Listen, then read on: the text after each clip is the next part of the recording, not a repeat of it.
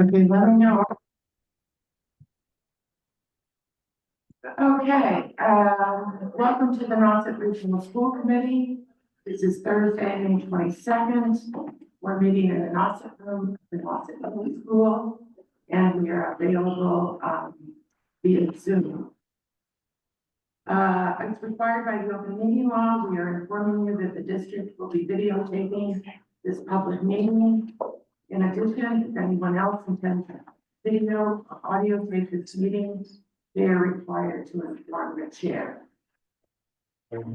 And we will note that the Nrsc Regional School Committee may take official action, including votes on any agenda, any item on this agenda. So with that, I will call the meeting to order. And to note at the beginning that Superintendent Clenchey is not with us tonight.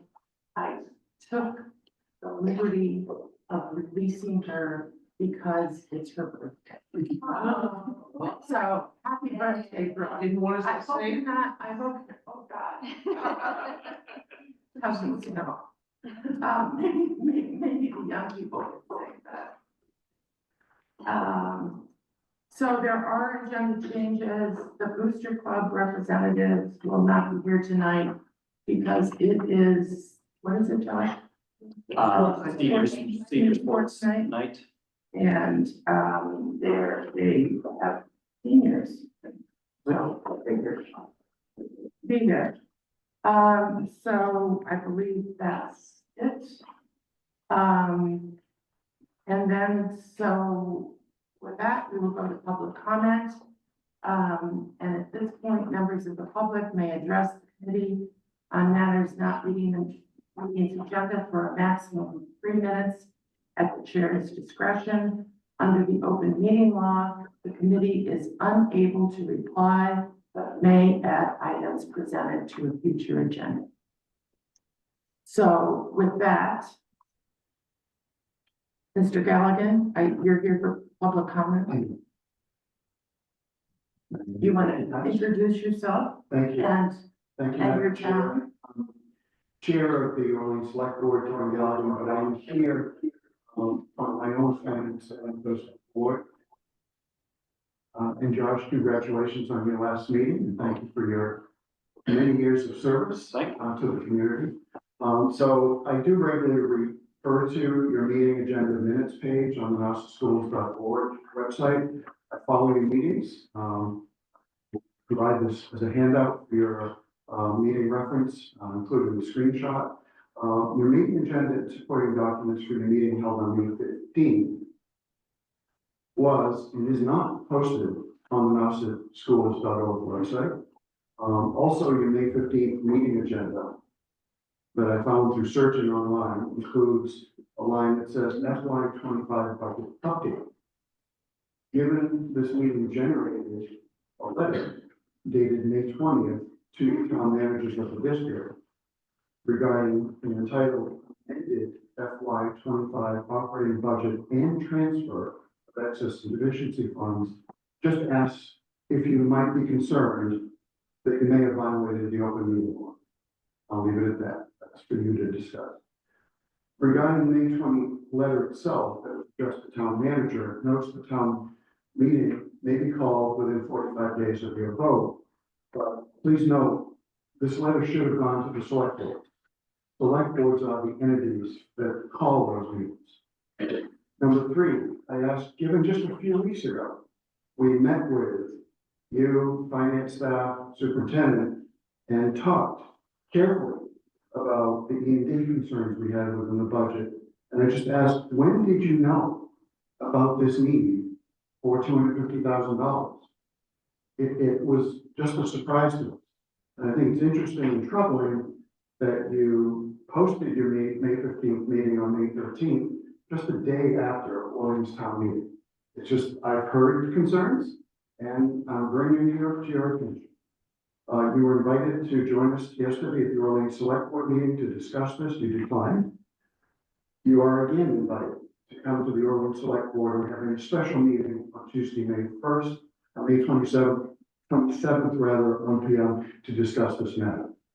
Finally, on a completely unrelated topic, and if the superintendent was here, she'd know, I've asked this now, this is my third time.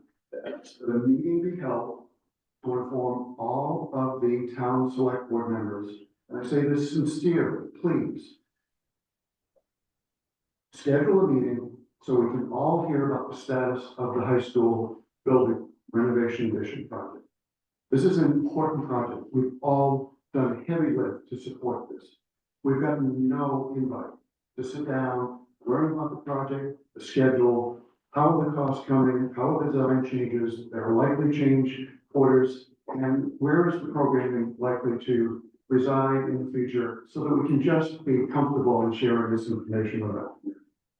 I will be very confident, and thank you very much. Thank you. Thank you.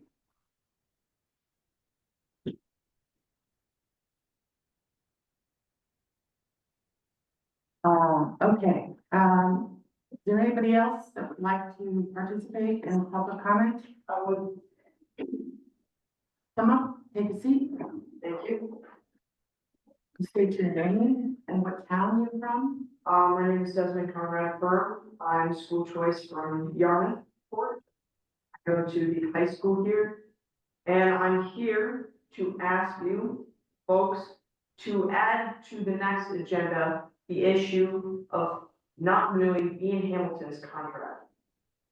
So I'm not sure if you folks are aware, but Mr. Clark and the superintendent have made the executive decision to not renew Ian Hamilton's contract after his 3-year probationary period.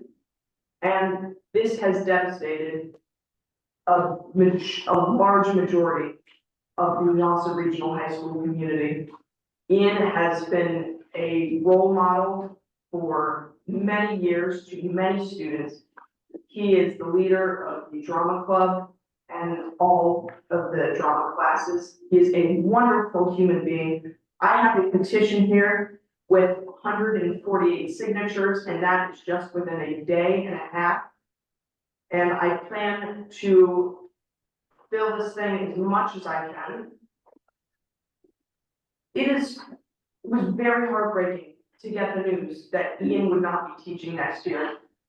I personally have felt a little nervous in this school because there are a few certain people that are just really like to put other people down, but I have finally been able to feel like I am a part of something and I belong, and that has been ripped away from me after Ian left, because Ian is not just a teacher, he has created an incredible community and a safe space and a respectful environment for kids to learn and have this amazing experience of drama. I personally, my career choice is I would love to go to the acting field. Ian was going to write my letter of recommendation as a teacher. And I'm planning on having a scout from Tisch NYU come to the fall performance, but if Ian Hamilton is not here, I'm not sure that's gonna happen. And this could greatly affect my future. And it's going to affect not just me, but more than half of the school.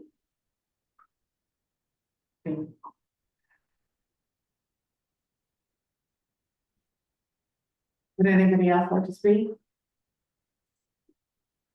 Most of us are here for that exact reason. Thank you. Can you state your name? My name is Olivia Miller-Fraser. I am also school choice from Harvard, and I'm a sophomore at Montreal Regional High School. I come in front of you guys today with a speech about my drama teacher, Ian. I have known Ian for many years now. He worked at my school at East End Elementary School. And more recently, he is my director and teacher. Ian Hamilton, with his noticeable laugh at every joke and his comforting words when you feel like the world is crumbling around you, has made Nauset a place kids enjoy to return to every day. He makes people feel seen, helps kids come out of their shell, and on top of all that, he teaches us to act through games and performances. Do not say names for privacy. This past Saturday was closing night for our show and Anything Goes. And as for, also family tradition, the cast had dinner together as a double drag.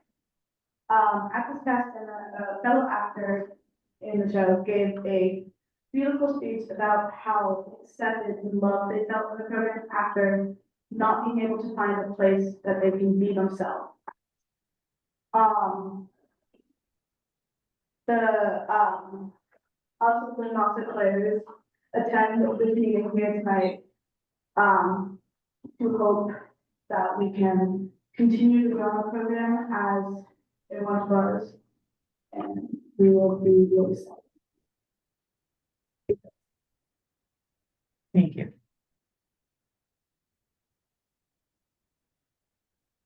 Anyone else?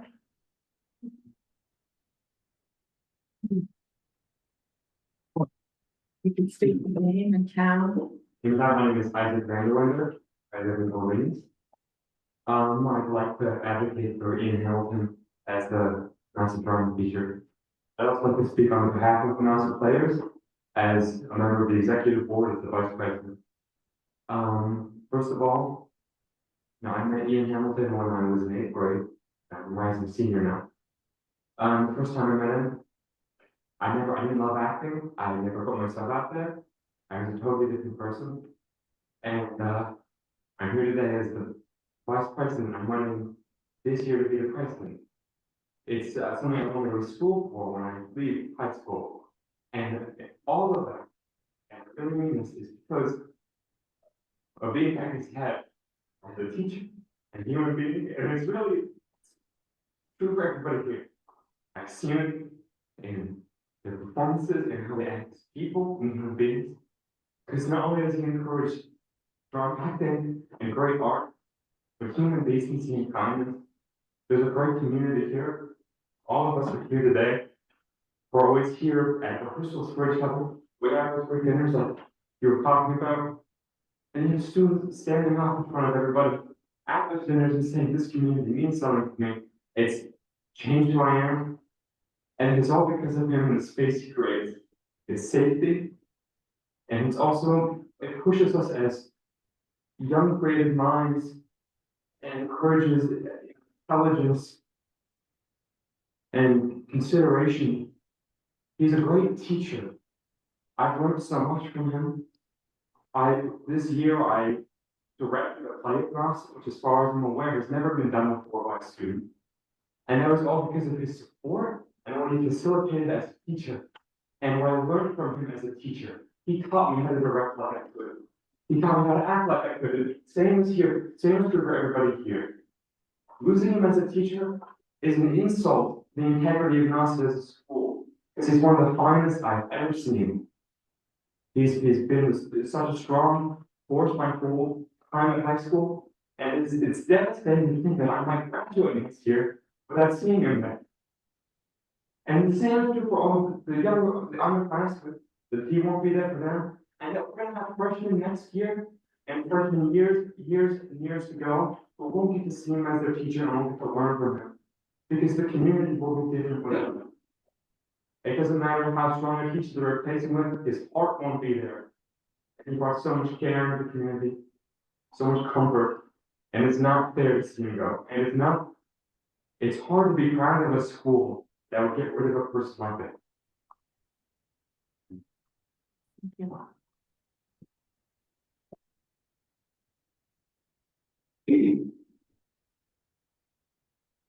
Anyone else?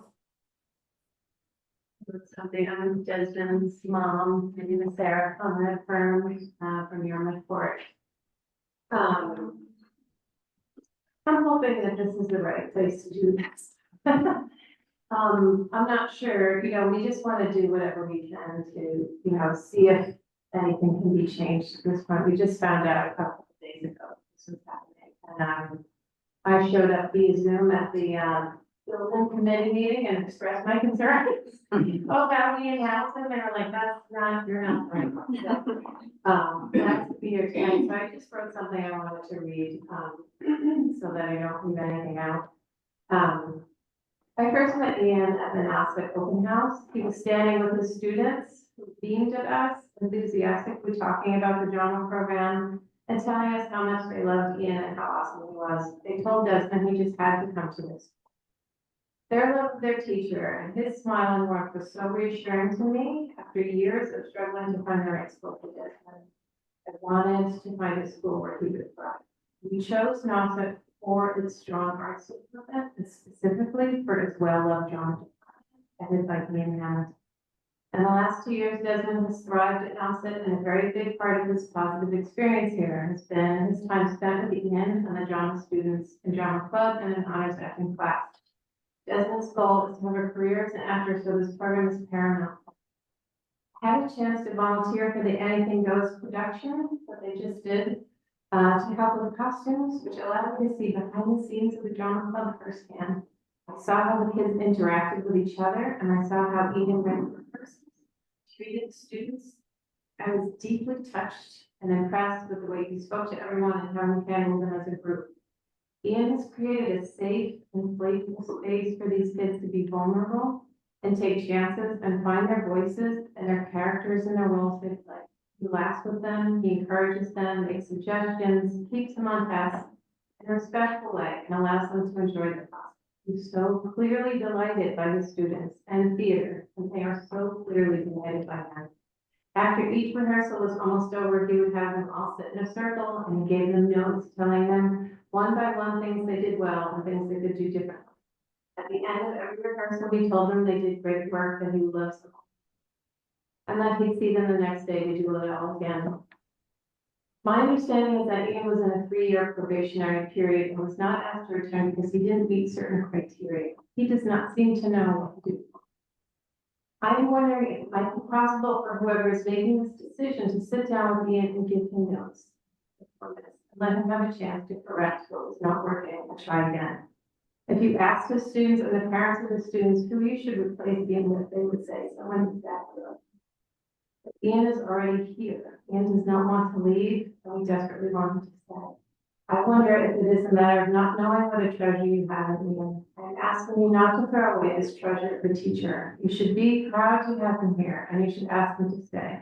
He's so loved by his kids, and kids need stability and support and a warm, nurturing teacher, especially in theater. A teacher makes the class, whether it's a subject you hate or love. A teacher can make a class great or terrible. Teacher is everything. Don't take this incredible teacher who takes a subject these kids already love to a higher level. Please let this magic continue for these kids and for Ian. We could not find anyone better.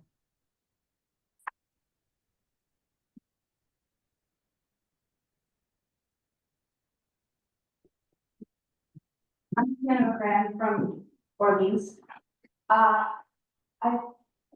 agree that Nauset needs a change, but this is not it. The school that I'm graduating from is not the same school that I entered 4 years ago now, I guess. What makes Nauset special and what has been the best part of the experience is the teachers like Ian who have made me feel special and smart and important. I don't agree with a lot of the changes that have been going on. It feels, I've been talking with teachers and friends all day about this, and what makes Nauset so special is what makes the Outer Cape so special. It's the artists and these visionaries and creative minds, and at least from my perspective, it seems like administration is cracking down against this. I don't think many more, I think the teachers are what do the most for the school. And getting rid of teachers like Ian, a teacher, I don't want to get into it, but I guarantee you he has saved lives. I think that's just very bad for our school. And like what my friend said earlier, you can try to replace what he does on, I guess, like an administrative level with just the going about the department, but no one will ever be anything like what he has done for students and the relationship he has built with not just people in the drama department, but people throughout the school. He is, I would not be the same person I am right now. Without him, I would be a less kind and compassionate person. He is led by an excellent example of, truly he's like the most charismatic person I've met. He's such a pleasure to be around and encourages me to be a pleasure to be around. He's never, we all have things going on in our life. He's never once taken anger out on any of the students, and I have seen teachers do that, worse teachers do that. And he is nothing but kind, supporting, and loving. Like he just said, he says, "I love you dearly" at the end of every class. I haven't really had other teachers that tell me they love me. And it's true, we all love him dearly too. So yeah, I'm worried about the state of our school, especially a department and the arts in general. I know Ian's not the only one. There's a couple other beloved teachers that are being let go. Teachers who I haven't had the pleasure of taking their classes, but who I've heard wonderful things about, and where the school is kind of an outrage at this decision. So thank you for your time.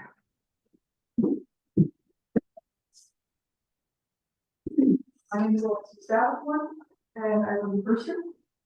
I will say I'm not very educated on who Ian Hamilton as an individual, but from what I've seen from my friends, this is important to them, so it's important to me.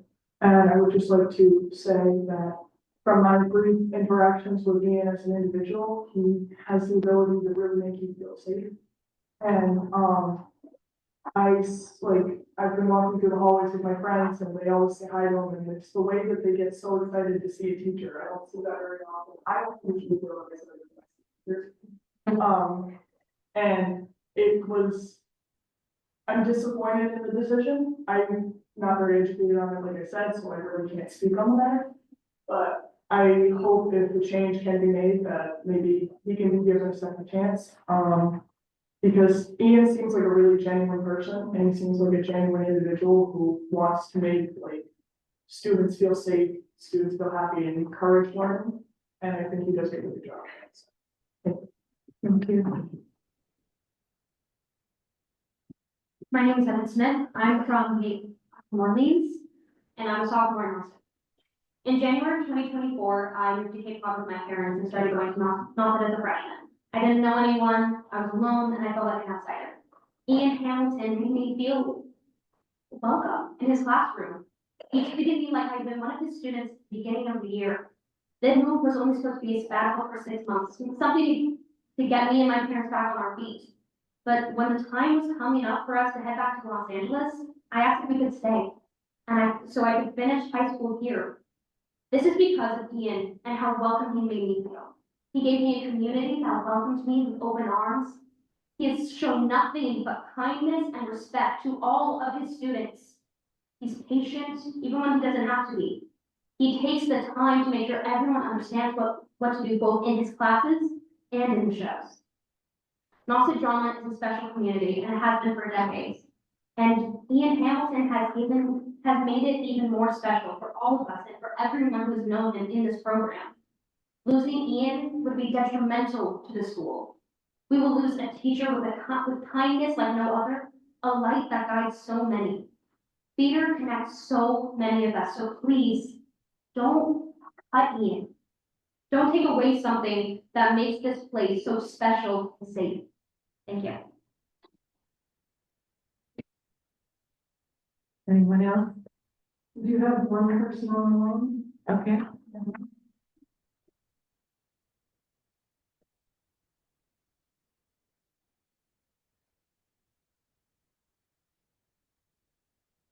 Gemma, if you could unmute yourself. Hello? Can you hear me? Yeah, can you introduce yourself? Okay, give me 1 second.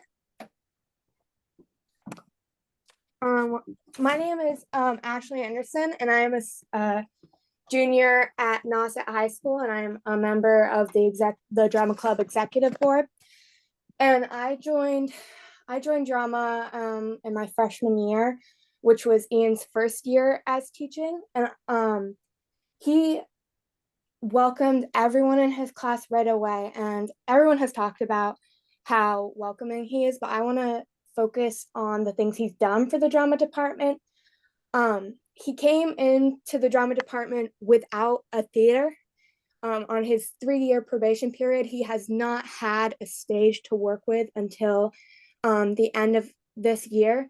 And it was through his connections that he gave us the opportunity to use these spaces despite us not having one of our own.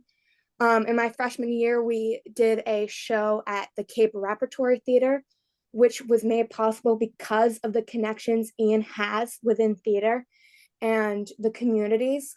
And his experience with theater has enabled him to teach us the importance of it. And he's grown up with it, and it shows through his passion for theater and teaching.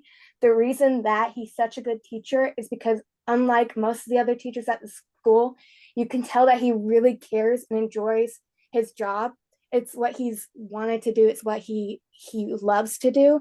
And you can tell in the energy he brings to the classroom every single day, how he's always smiling and supporting all of his students because he loves it, and he loves being able to share his passion with us so much.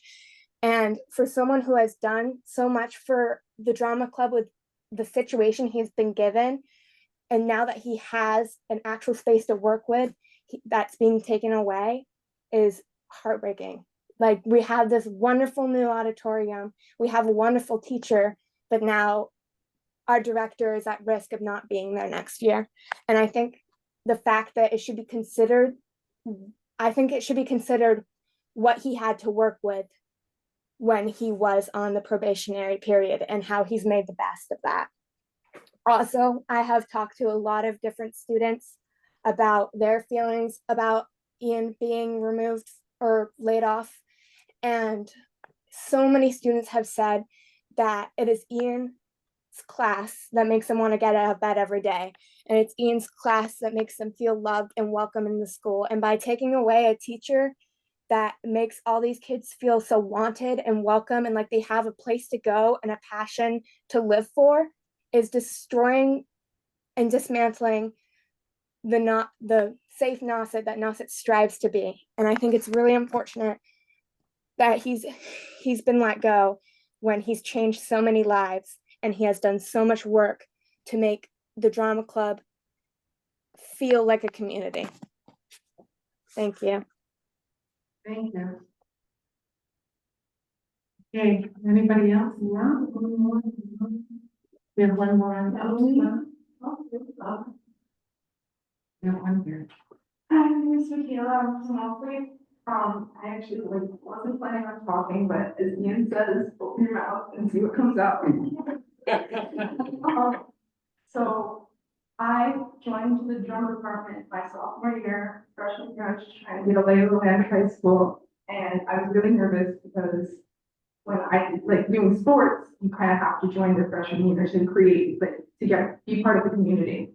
But I joined sophomore year with Ian, and the first day of school, I walked into that classroom and I felt so comfortable and so loved, and I met all of these lovely people.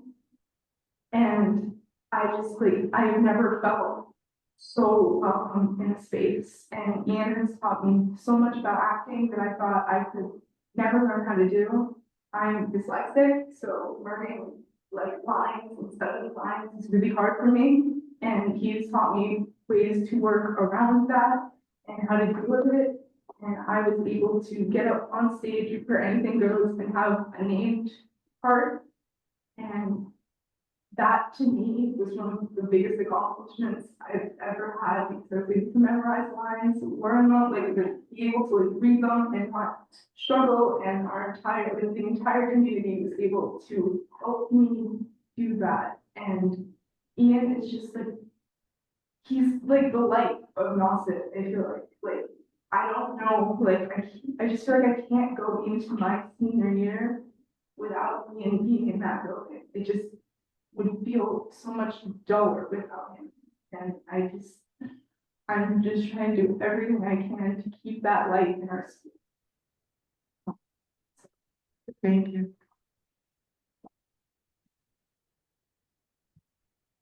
One more in line.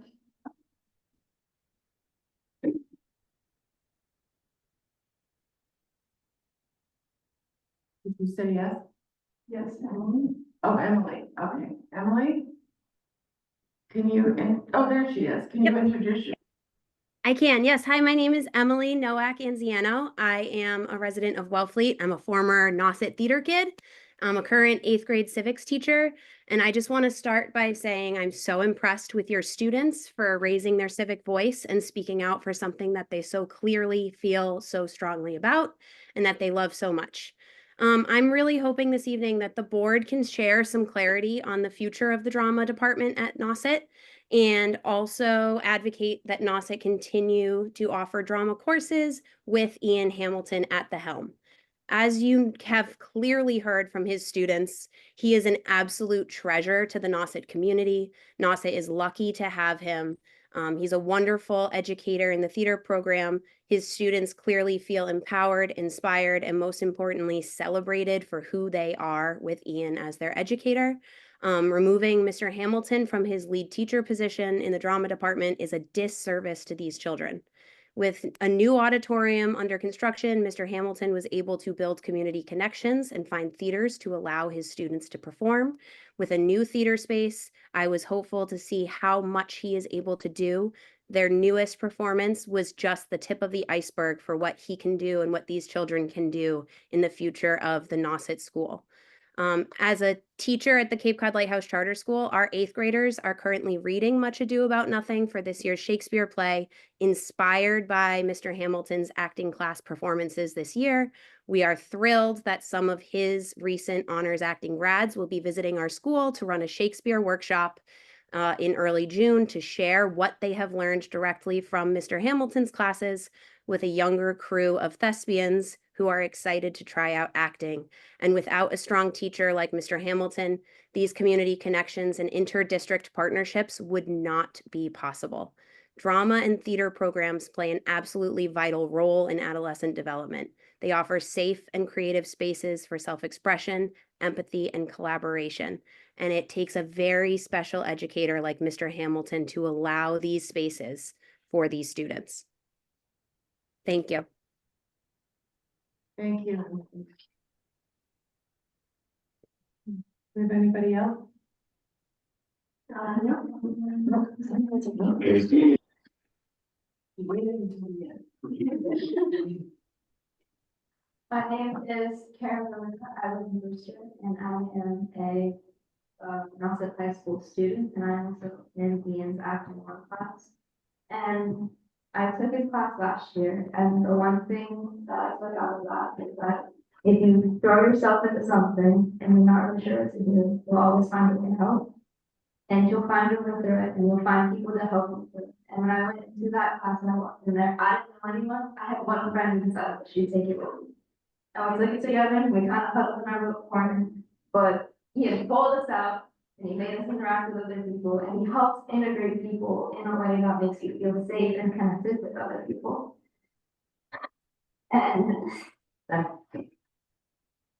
And he is the best teacher I've ever had. He never pushed me too far. He's always pushed me to enough where I can break out of my comfort zone, but never far enough as to I feel I'm too far away and I can't get back. I feel that without him. I think that's not the safety community would be saying. Thank you. Okay.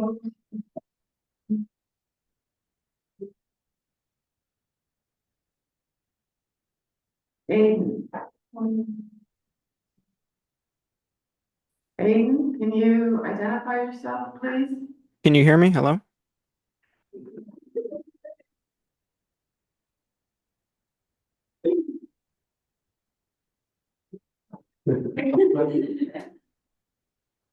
Hello? Oh, Can you hear me? we're laughing because you moved on the screen. Okay. I don't know why my camera's not working, but anyway, my name is Aiden Purnell. I'm a resident of Eastham. I am a junior. I am also the student technical director for the drama program. Ian is someone who has helped me find my passion and what I wish to pursue as my career for my entire life. I grew up overseas going to a lot of different schools, and I can tell you, I've never met a teacher like Ian in the way that he is able to get kids to come out of their shell. I personally am a kid who I really suck at making friends. But Ian and the like group of students that he has culminated as the drama program has made me feel at home. It has made me not want to leave the Cape. There have been many times when my family has thought about moving back overseas, but this school and its character has every single time made me want to stay here. I worry that once I am gone, this school, it seems like there's a trend of the arts being demolished. I understand with, the current world, like there is a need for budget cuts and there is a need to cut back on certain programs to try and keep the school afloat. However, I do also think that the arts are what makes Nauset such a good school. If it weren't for the arts programs, I would still not be here as a student. Thank you. Okay.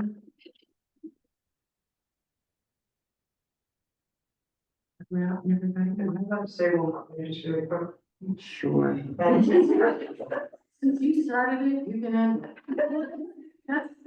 Isn't that part of a? Just, Oh, yeah. oh, you have a hand on it. Thank you for having me back.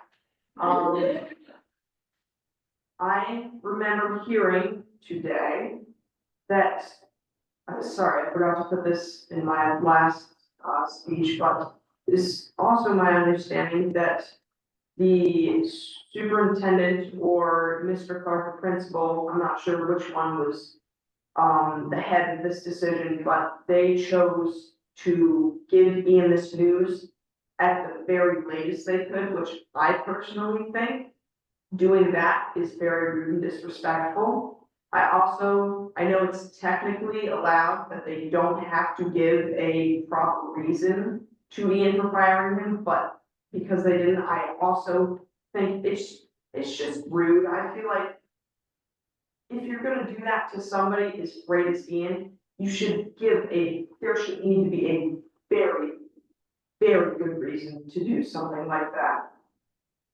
Okay, thank you. Thank you. We have, two more on the heroes coming in.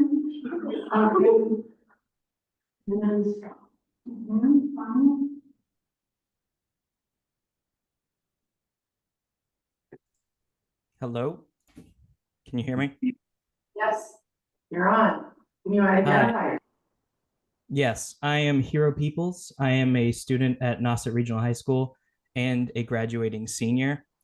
I'll keep it relatively brief. I just want to say that while I will be going to Loyola Marymount University in California, but while I'm there, what I'll be thinking about are the students who have missed on opportunities because of the firings of teachers like Ian Hamilton, as well as Mr. Cuppins, who I have had for economics this year.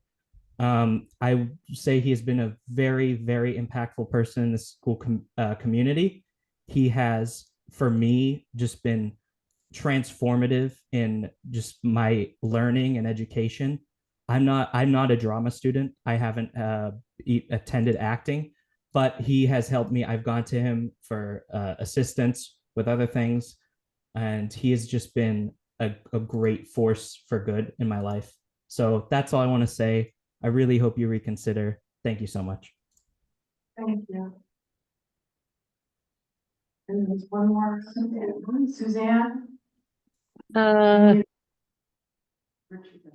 I know that you all, Suzanne Bryan, Town of East Ham. I know that in public comment, you can't really answer any questions. So I'm here to request that you put this as an agenda item for your next meeting, so that the committee has an opportunity to possibly get more information on it and then communicate with the public as to what the process was that led to Ian not being offered to come back next year or being offered a different position.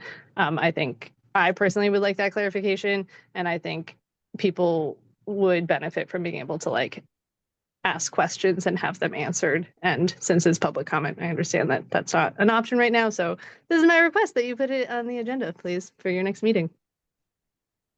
Thank you, Suzanne. Yep. Not everybody?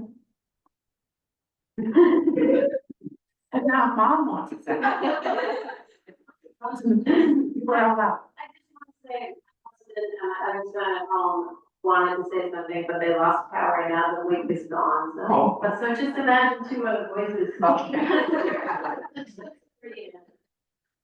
Okay, fair enough. Okay. One more. My name is Molly, and I am from Wellesley, and I am a parent of a drama student. And I also had the pleasure of working on the last show in costumes for, with the kids, and I can tell you that the program that Ian is running there is spectacular. I've been an educator myself. I've had to run groups of children that are unruly and hyper and run all over the place, and Ian has control. And they respect him, and they appreciate his gift. And there's so many educators out there these days that treat their job as a job. They don't have the passion or the love for education that they used to. They like to get summer vacation. You know, Ian is not one of those teachers. He went into this with his whole heart, and he gives his whole heart to these kids. And truly, there's a lot of kids in his group that didn't have a place, or had special needs, or things that just, they needed a place that they could express themselves, or get up on stage and maybe show who they really can be. And those are skills that you don't get in every program. You don't get in the classroom learning that. These are life skills that you take with you, that you leave the stage and you apply to other places in your life, other jobs. You have confidence. And Ian is giving confidence to these kids.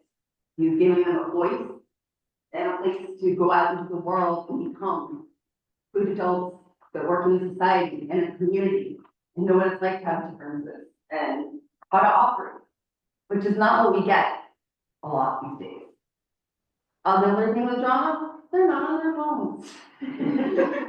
You know, it's a program that these kids are doing something that's different and it's making them feel good about themselves. And there's not a bunch of that out there these days. And it would really, I mean, when my daughter came home and told me last night, I cried. Like, he's that good of a teacher. And not that doesn't need to be letting good teachers go. Thank you. Thank you.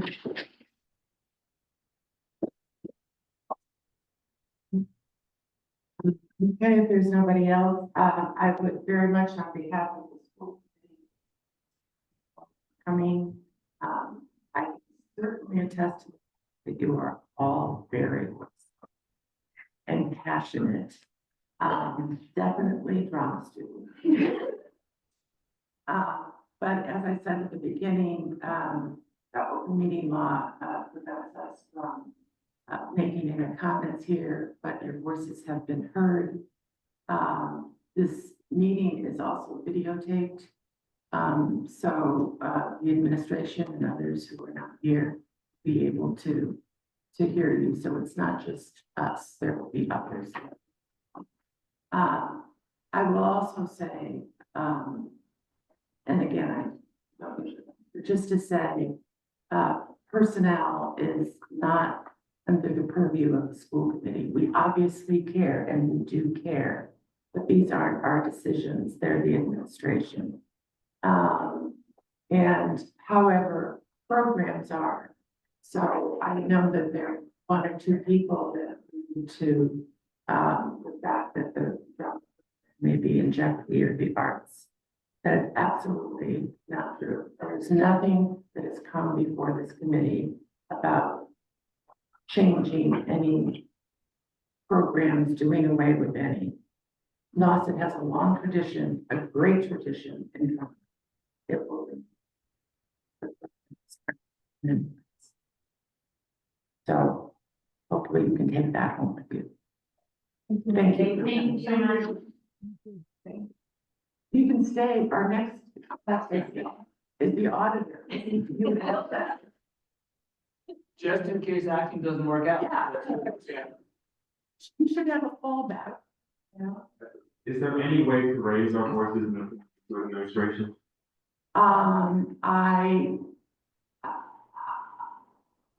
Social media is powerful, getting out there. yeah, No one's here, like, we have three principals, yeah, but just to be fair, the principals come to one meeting a month, we have 2 meetings a month. We not meeting their schedule, and the superintendent isn't here because it's her birthday. So, again, they will hear this, the video of this is available, and, it's up to them. I can't speak for anybody. I appreciate your concern, but I can't speak for it. Are you able to put it on the agenda for the next meeting? We'll see. Again, personnel is not, we have nothing to do. I'm just wondering if there's any way you direct us for how we can I would see your principal. deal with this. Thank you so much. Thank you.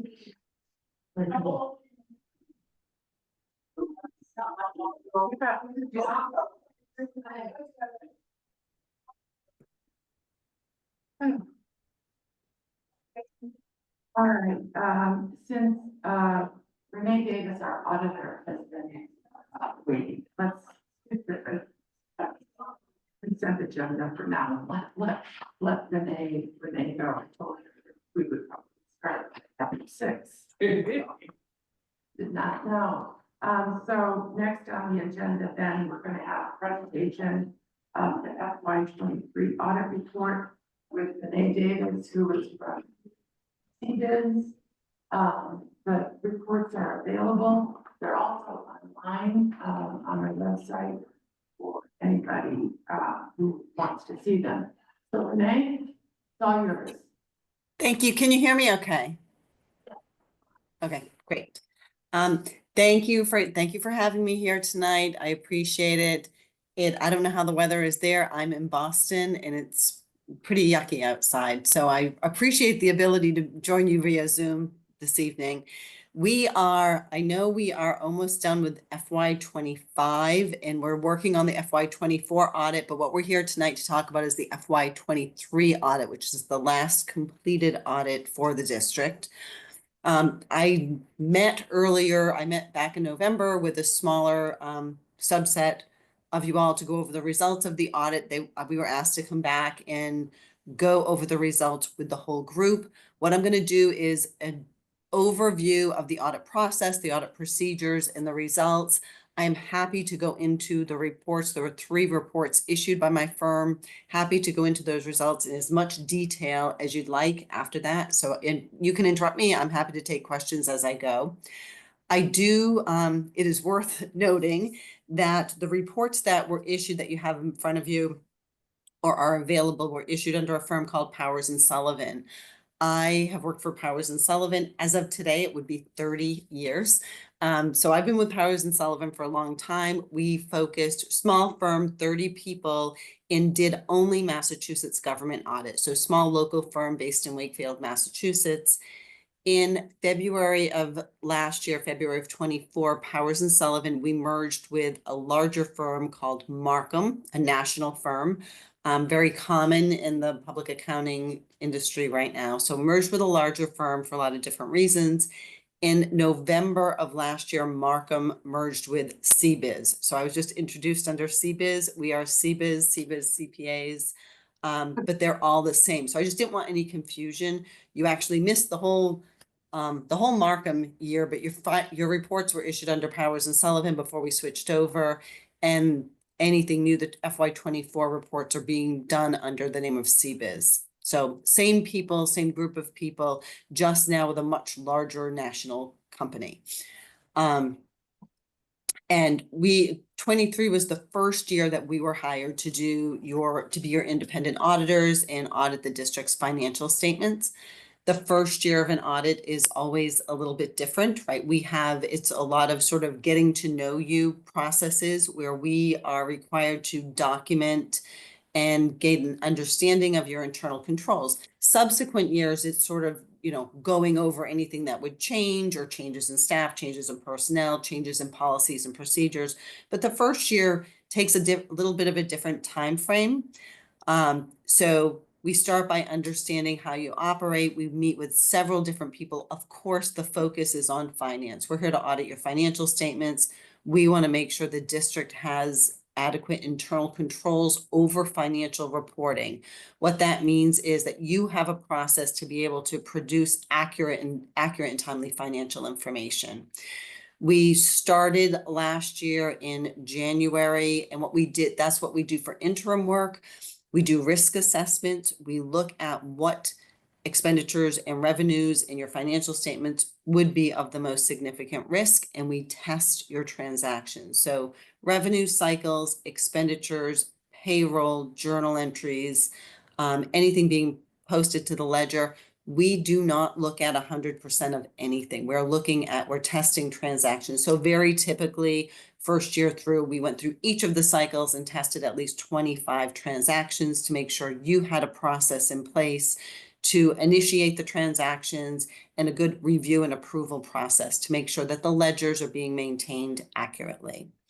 Again, our concern is the financial statements. That's the opinion that we're giving, is on your financial statements. We want to make sure that there are proper internal controls in place for you to produce accurate financial statements. We also are required to do, it's called a single audit, but test your expenditures of federal grants.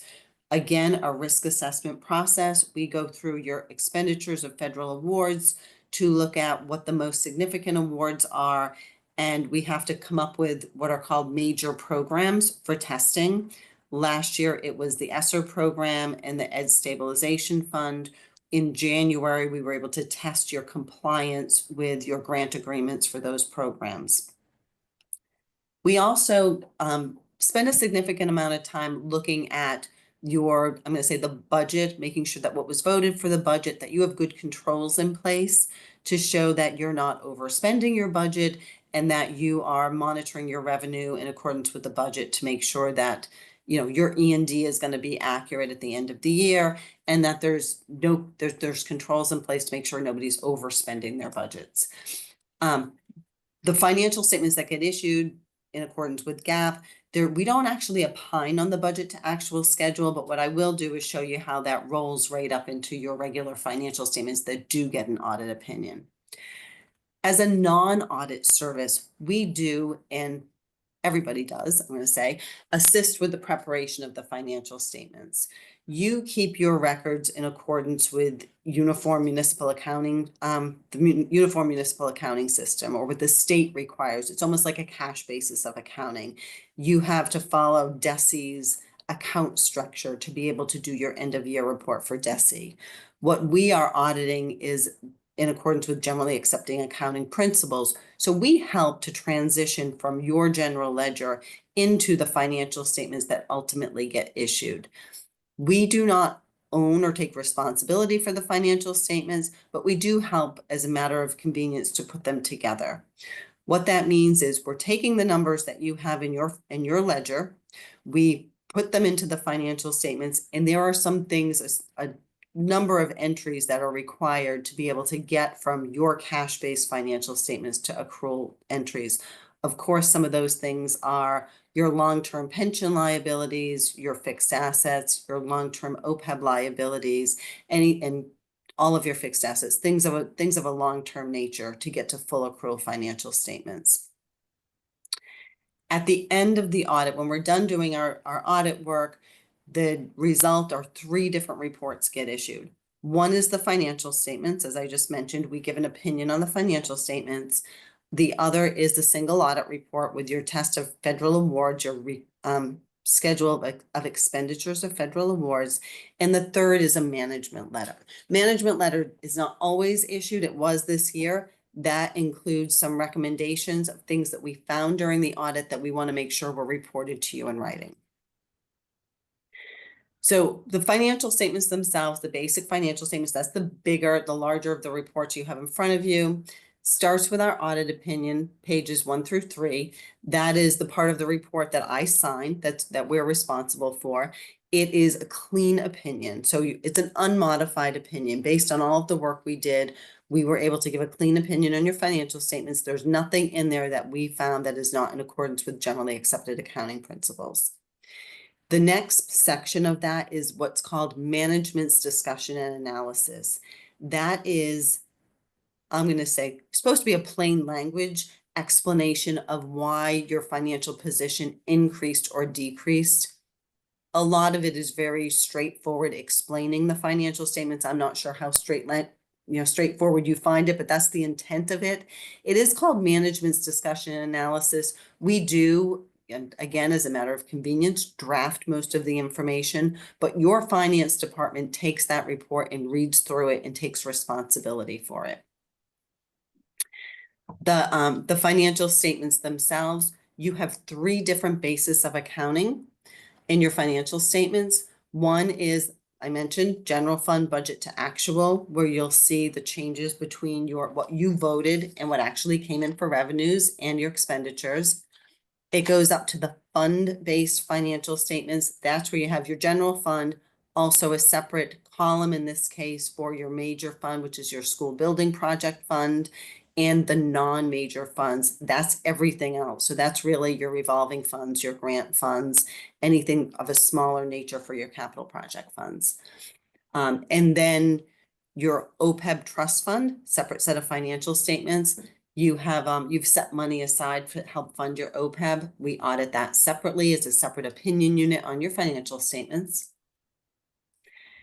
And from the fund-based financial statements, it goes up to the full accrual. So that's the 3rd basis of accounting. That's where you have a statement of net position. Statement of net position is just like a private company's balance sheet. It has full accrual. It's not probably as meaningful because it has all of your long-term assets and liabilities.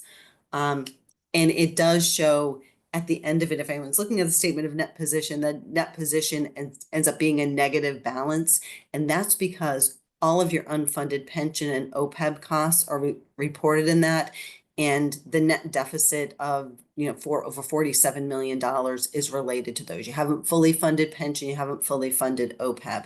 Not unusual, something, but really of note if you're looking at your full accrual financial statements. I mentioned earlier that the OPEB trust fund, you have set aside money, you had $2 million that helps to keep the liability down. That's reported in a separate fund. So I don't know if I can screen share if you're interested in walking through the financial statements at all. What I'll do, I'll go through what's in the other reports too. And then if you want to go through, I'm happy to share the screen and look at any of them.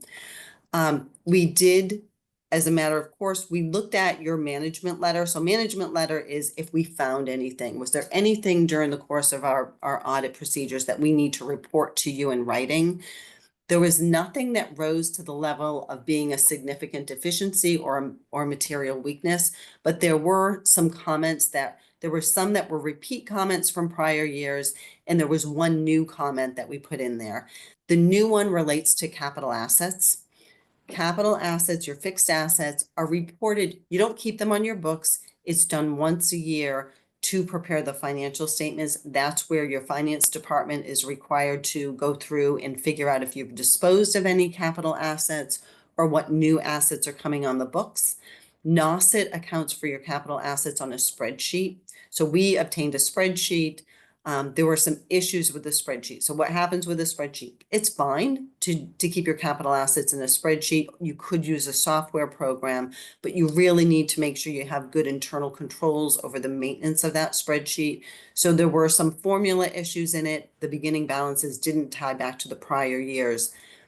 At the end of the day, we were able to get there with the capital asset numbers and give a good opinion on them. But our recommendation was just to have better controls over it, make sure you kept that spreadsheet somebody reviewed the formulas to make sure that it was accurate going forward. Again, not material weakness, not a significant deficiency, but certainly something that merits attention.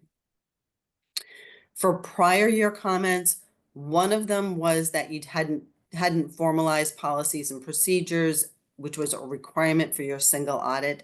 That was resolved. We were able to obtain internal controls over your federal grants in a written format. So we didn't have a finding on your single audit for that or in your management letter. So that one was considered resolved. There were 3 that were unresolved. One was reconciliation of the revolving funds. You have several different revolving funds that are not being reconciled back to the departmental records of the people that are responsible for those activities. So the ledger balances were not reconciled down to the department level. The second was a segregation of duties over the payroll master file. And that, when we're looking at segregation of duties, we want to make sure that one person does not have control over all the different aspects of a transaction. And we recommended that you segregate access to the payroll master file. So who has access and who can make changes to that. And it seemed like you had enough staff to be able to segregate those duties, but it hadn't occurred. And again, this has to do with documenting what your internal controls are. The third was having an audit of your student activity account. So student activity account, not material to your financial statements, but there is a DESI requirement that you have those audited and looked at if they have a separate checking account that they're maintaining at the principal level. So that was it for management letter comments. Again, nothing material weakness, no significant deficiencies, but certainly things that we needed to bring to your attention. The third report was the single audit. I mentioned earlier, we do a risk assessment. You're required to report all of your federal expenditures. You're required to come up with a schedule of expenditures of federal awards. We have to audit it, make sure it's accurate, and then do an assessment of which programs we will do compliance work on. So the special education cluster and ESSER were the 2 programs that were tested. There was a material weakness, a significant deficiency related to your single audit. It was related to what we call time and effort reporting. Same comment that you had in the prior year. So it was the same comment from fiscal year 22. And so anyone who is working on your special education programs is required to maintain, for lack of a better word, a timesheet or timesheets to show what they have charged their time to make sure that your federal grants are really being charged with time that people are spending working on those federal programs. You can do it through time and effort reporting or a similar system. We have to test for compliance. We actually pull a number of expenditures. Some of them we were able to get time and effort reports for, but not 100%. So that does go in, it gets reported. You do have to come up with a corrective action plan to make sure that that is not a finding going forward. This is the second year that it was reported, was fiscal year 23. We're hoping that that progress has been made with that. And it's not saying that somebody was charged with a grant that didn't work on it. There's just not audit evidence. So we can't say that we were able to audit it or test it. And again, that one goes through as it gets filed with the federal government, you file a corrective action plan. So, so you want to make sure that going forward, if there's 30 transactions selected, that 100% of them have time and effort reports related to them. And that was it related to the single audit reports. And with that, I will say, do you want me to open up do you have any questions on the financial statements, the audit procedures, or would you like to look at any of the reports in more detail? Let's see if we have some questions. I think Chris has a question. Got a question about the federal grants. You're talking about if they're not the correct time accounting form. Is there a question of whether we'll receive the funds or be allowed to expend the funds? So and I hope I'm hearing your question okay. So there was a finding. So this is on the single audit report. It is considered a significant deficiency. And we have to report to the federal government what is being charged to the grant that we didn't get support for. So there are questioned costs that get reported on that. So we, out of a sample of 25 employees, we tested related to special education. The district was unable to provide time and effort for 8 of those selections. We do come up with the total of that. The total amount was over $500,000. It gets reported as these are the question costs. We couldn't get support for the people that were charged to that grant. It's not that you return the money to the federal government. The amounts do get reported as question costs because we could not substantiate. We couldn't get evidence to show that you had time and effort for those. So there was, we select, and again, we're only sampling. We're not testing 100%. We tested 3 pay periods. Excuse me, I'm going to correct what I just said. I said we questioned 540. That was the total amount that was charged to the special education program. We tested 3 pay periods, and the testing included 60. So of the 540, we tested 63,000, and 12,000 could not be substantiated through the time and effort reports. Now, on the other program, the COVID-19 Education Stabilization Fund, total expenditures were 709. We tested 10 employees, 3 separate pay periods. So we tested 24,000. And of that, the whole amount could not be substantiated. So 24,000. So I stand corrected. The question costs were the 12,000 and the 24,000. They do not, by the way, make you send that money back. They may ask you for additional support, or they usually just want you to have a corrective action plan so that in the future, you don't have a similar finding. Thank you. Are there any other questions? Yes. Thank you, Renee, for explaining this detailed report. For the question costs under the controls for monitoring the grants, timeline for responding to this? So you were required to respond to it. You already did. So there was already, if you look on the report, the last page is going to have views of responsible officials and planned corrective actions. And it has a paragraph that came from management, and that does get submitted, has already been submitted to the federal government. So management agrees with the finding. I don't know if you can see it. It just, and it did say management intends to implement these procedures in fiscal year 24. We are not done with our 24 testing, so I can't give you an update on that. But it was responded to. It was already submitted to the federal government with that corrective action plan. Thank you. Can I go back to a question about the student fund accounting, the student activity account? There was a recommendation that was still unresolved about the high schools, the middle school activities were, the account was closed for that school, but we needed to do an independent review of the high school student activity accounts for fiscal year 2020. Did we get any response to that? So the management responded to each of these, and it says the district will have an independent review of the high school student activities for fiscal year 24. I do not believe that has happened yet. Thank you.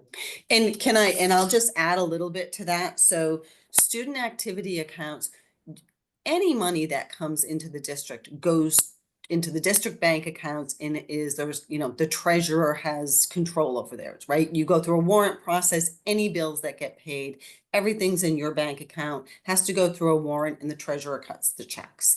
So 100% of your expenditures go through that process, except for there's one caveat, and that is student activity. So there's a Mass General law that allows you to approve the principals to have a checking account, and you limit the balance. So let's just say it's $50,000 that you'll let them have. The reason you want to have a review of your student activity accounts is that is the one place that there is cash or money in a bank outside of the control of your regular warrant process and the treasurer having custody of that cash. So it is recommended at least once every 3 years that you have an independent review of any student activity accounts that have separate checkbooks with them. Once every 3 years for an independent review, and it doesn't have to be an independent auditor, just independent review. And every year there should be some type of review. So those interim years, it could be internal. You could have somebody within the school district that's going to go look at those transactions, but someone's going to go check those, the checks and balances that are in place related to that. The fortunate part of it is it's not huge, right? It's usually high schools, probably a couple $100,000 at least going through them every year, but not huge. And again, it's worth having that DESE review done, and the Department of Ed puts out agreed upon procedures, like a list of things that you'd want to check when you're looking at those student activity accounts. So I don't believe it's been done for FY24. Again, the FY24 audit is still underway. So we will check the status of that. And I just wanted to note that our policy handbook under JJF, under student activity accounts, has a detailed policy of how we are supposed to act as well for our member towns in our region. And under the region, it does state that for accounts with limits that exceed $25,000, the Mass Department of Elementary and Secondary Ed recommends that districts consider an audit conducted by an outside accounting firm every 2 to 3 years. So thank you, and we do have that in there. Okay, so there's a policy, just hasn't been, just needs to be done now. Chris. We have just by nature of our institution, we have a fairly high turnover rate. Do you review training and training materials and training of those responsible for financial systems? I'm not reviewing your training material. I do understand that there's been a lot of turnover, and it's not like we're seeing that a lot. I understand what you have for turnover. What happens when there's turnover in our recommendations are, one, to make sure you have documented policies and procedures, right? So the best way, this day and age, it's really hard to find good qualified people. And it is not uncommon for somebody to leave a financial position in government and there to be a time lag between that and somebody else walking in. It's not the best situation. Of course, you'd like to have, a little bit of overlap so the outgoing person can be training the incoming person, but it doesn't always happen. The best way that you can avoid having issues with that, one, keeping your books and records up to date and having everything caught up. So if somebody walking in isn't walking into a history of a backlog, and also to have regular internal controls and policies and procedures documented so that somebody walking in that maybe doesn't have as much training as they should at least has something to follow. So as part of this, are we concerned with your internal controls and making sure things are updated and processed timely? Of course, but that does not include me reviewing your training material. Does that answer your question? Yes, thank you. Okay, anybody else? Heather. Heather? Hi, Renee. Thanks so much for being here. Being in the business myself, I'm always thrilled to hear from auditors. So I just have a question. It's a clarifying question, given we've had some sort of repeat comments on the management letter. And if you go back far enough, there's been sort of trends, right, with NOSIT. And I think that it all sort of boils down to just what you were discussing, which is proper processes and procedures being documented. So I just want your opinion based on the information that you have and what you feel comfortable with. The first note discussing the implementation of formal policies and procedures really does speak to that matter being resolved specific to federal awards, internal controls. So my concern is, while it says management will continue to work to develop and implement policies and procedures, given the trend, I would like your opinion on, do those procedures actually exist at this point? Because we do have this turnover situation, and we certainly don't want to be in the same continuing trend position where it really does rise to a material weakness when you're testing. So coming in, right, 23 was our first year, 24 still underway is our second year. You also are in a unique position that you are ready to transition into a new general ledger system, which throws a whole nother sort of, it's a whole nother, issue there, right? There's things that can go, it can be great to have a new GL system. You're gonna have a new chart of accounts, a brand new opportunity to start fresh. You wanna make sure that that transition happens very smoothly.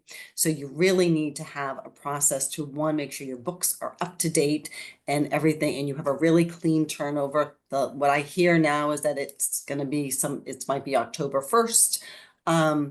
That you have good beginning balances. What we say is, right, garbage in, garbage out. You want to make sure that the system is set up properly and that you're really comfortable with those big balances. So you weren't asking about that, but that's one of the things that's in my head that's a concern. I don't know how much sense it makes to document a lot of internal controls related to an old system. You know, you don't want to spend too much time documenting a system that you're going to get rid of in a couple of months. You definitely want to make sure that these processes, that you have a good chart of accounts and that you have good processes and documented policies and procedures that you're going to implement with Tyler, with the new system when it goes into place. With that though, there's a lot of turnover that's happening, and I understand that. And, you know, training new people is important. It's really helpful that if they can have a good manual and good guidelines to be able to say, this is exactly what we do. Budget, you know, budget's a huge part of that in a school. What are the budgetary controls that are in place? You know, what is the history? Every school is different. You don't tend to make a lot of budget adjustments. Other schools are making budget adjustments all the time. So you really have to, and it's a unique Nrsc. Anywhere you go will tell you Nrsc is unique in the way you're set up, because there's the regional school, which is what we are here to audit, you know, of course, and the other school districts that are running through that office. So it is a sort of a unique animal that anybody walking in would have to have explained to them, and even better than having it explained, having it documented, I think is important. Okay, great. You actually alluded exactly where I was going with the new financial system. So essentially, if things are not in place right now, it would be far more wise to make sure that system is set up. And then, of course, the procedures are documented according to that new process, which honestly, it should have built-in quality control measures and whatnot because of the capability of the system. So thank you for sort of clarifying that. Thank you. Okay, is there anybody else? I do. Chris? So we do have a fairly large turnover of leadership, as well as the business manager, as well as the treasurer. And when you have a situation like that, is there an audit, a special audit that occurs to see to it that the new personnel taking place are starting with a straight sheet or whatever? I have no concern about malfeasance. It's just, I have concern about the organization of the accounting, I think. So, okay, so I will answer that. So we are now in the process of going through and wrapping up the 24 audit, knowing that you have had this, you're having turnover in your finance positions. It motivates me to make sure that that's done really, I'm going to say, as quickly as we can now. We have a couple of open issues that we're going back and forth on, but we plan to wrap that up quickly. Getting 25 done, right? You're going to transition to a new system in 26.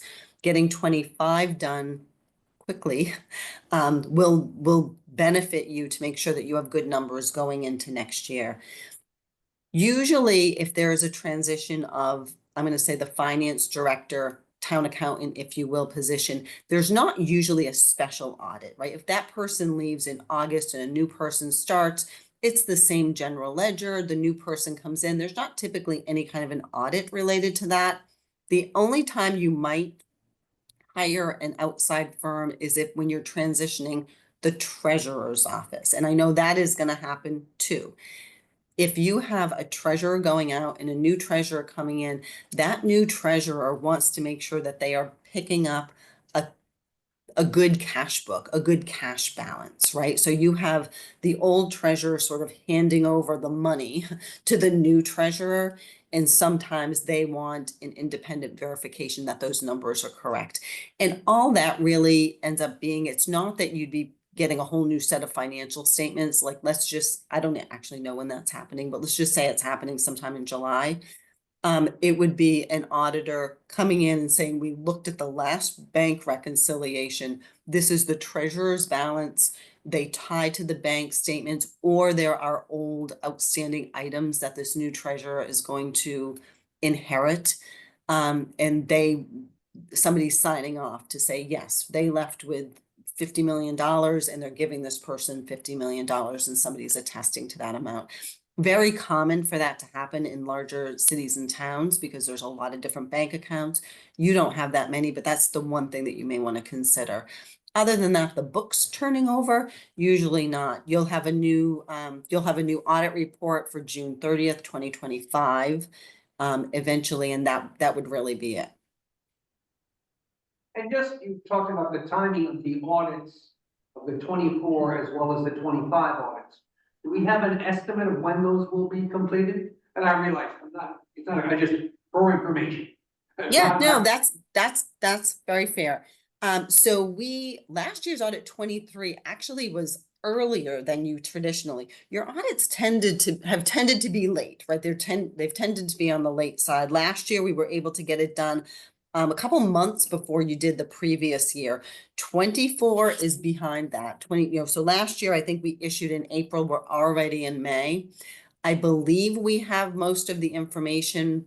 Usually it's OPEB and things like that hold us up. We have all that now. I'm hoping that 24 will be wrapped up. It won't be May, but it will be by the end of June. 25, that's up to you. That's up to the district and when the books are ready to be closed. Very commonly, after year end, there is a reconciliation process that happens, and then you're doing your balance sheet for E&D and for the state. That gets issued sometime in the fall. And then by the time we get the information with fixed assets, with your OPEB report and capital assets and all of those other things, that would happen sometime after year end.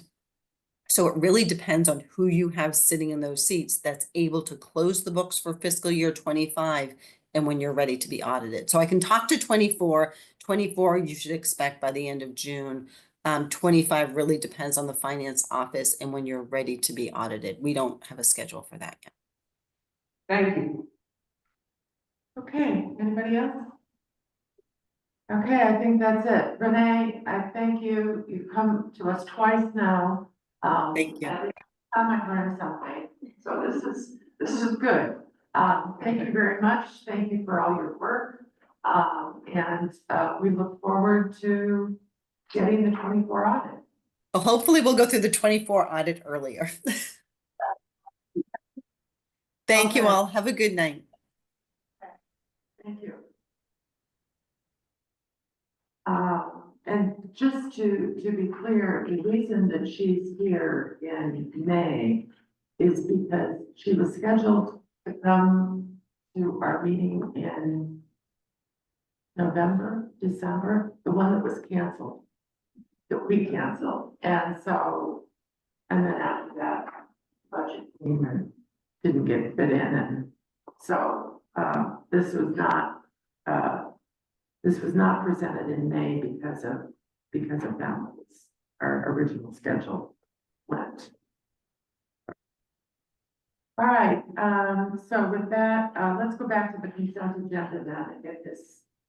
I think it's just a minutes, right, Arlen? No. All right. Yeah. Okay, it's been moved. Is there a second? Second. Moved and seconded. Any discussion? I just got my computer back up to look at it, and are they on the, we just have one request for the minutes for, our last meeting. Not the meeting on the 8th. On my comments at the end, about ethics and Nauset Regional norms, school committee norms and procedures. I just wanted to request that that the reference to the Mass General Law was actually listed in there so that if folks wanted to look that up, they had that reference. And I can give you that number. Why don't you could give it to them? Okay. She can, so, with that, let's keep them. Wait a second, I'm missing that. You're referencing Mass General Law in our minutes? And her statement at the end.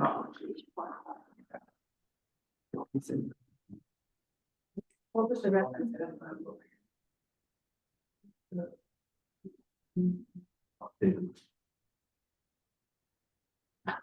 Updated information. Where do you want to put period? I am looking inside. Oh, no, I got it.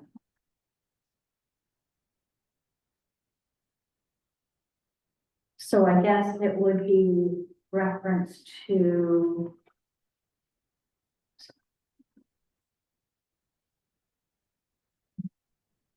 It's gonna be part of the.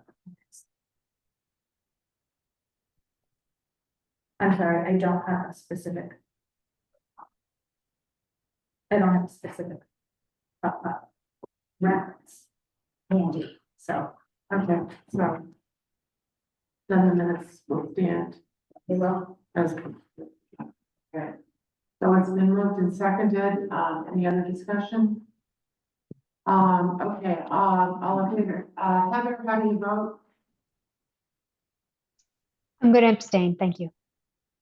Catherine? I have to abstain on the 8th, but I will vote yes on the 15th. Okay. I think you just abstained. All right, I abstain. Well, Katie? Yes. Josh? Yes. Chris? Yes. Yes, John? I vote yes, Laura? Yes. Carrie? Yes. Rick? Yeah. Okay, all right, done. Check it off. All right, we're gonna move on to the chair's report. It's amazing what can happen in 2 weeks. So just quickly on, finance and budget stuff.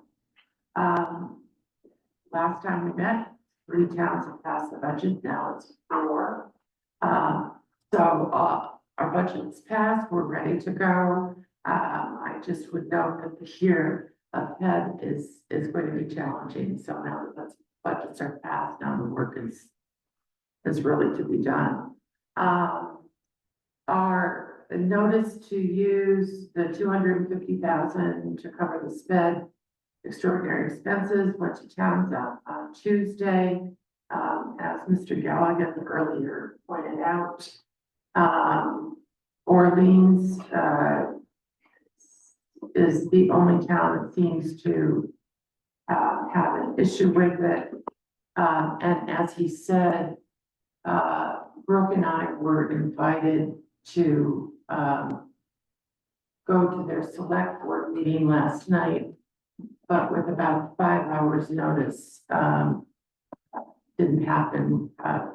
She had a budget committee meeting and I had other plans. I know. And so it was extremely short notice and we therefore declined. We did ask them to submit questions, so we haven't heard anything of what Mr. Gallup said tonight. So we'll see how this plays out.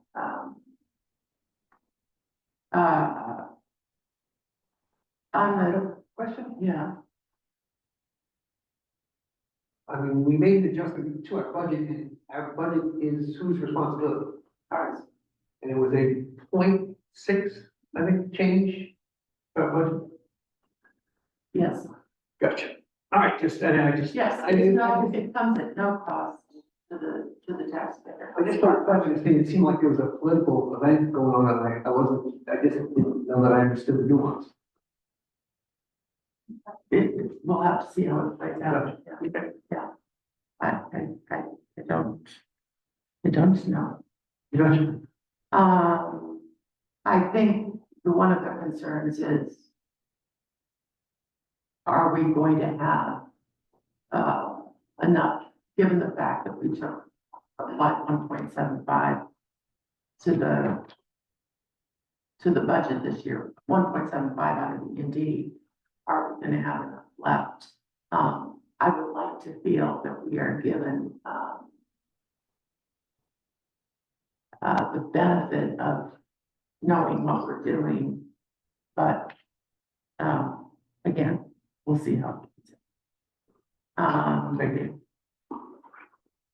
And as for their timing, I don't think that they understand. You make adjustments to the budget. You don't make it early enough to get on your warrant, which would have been in whenever. You make it toward the end of the year when you know what it's going to be. Judy, just a point of order. Are we responding to the comments that? No, I mean, no. This is part of the report. You have, just wanted to clarify that, just so we don't get in. Would you like? We're not having a discussion with him. We had a meeting tonight and that went on. That is in our purview to discuss.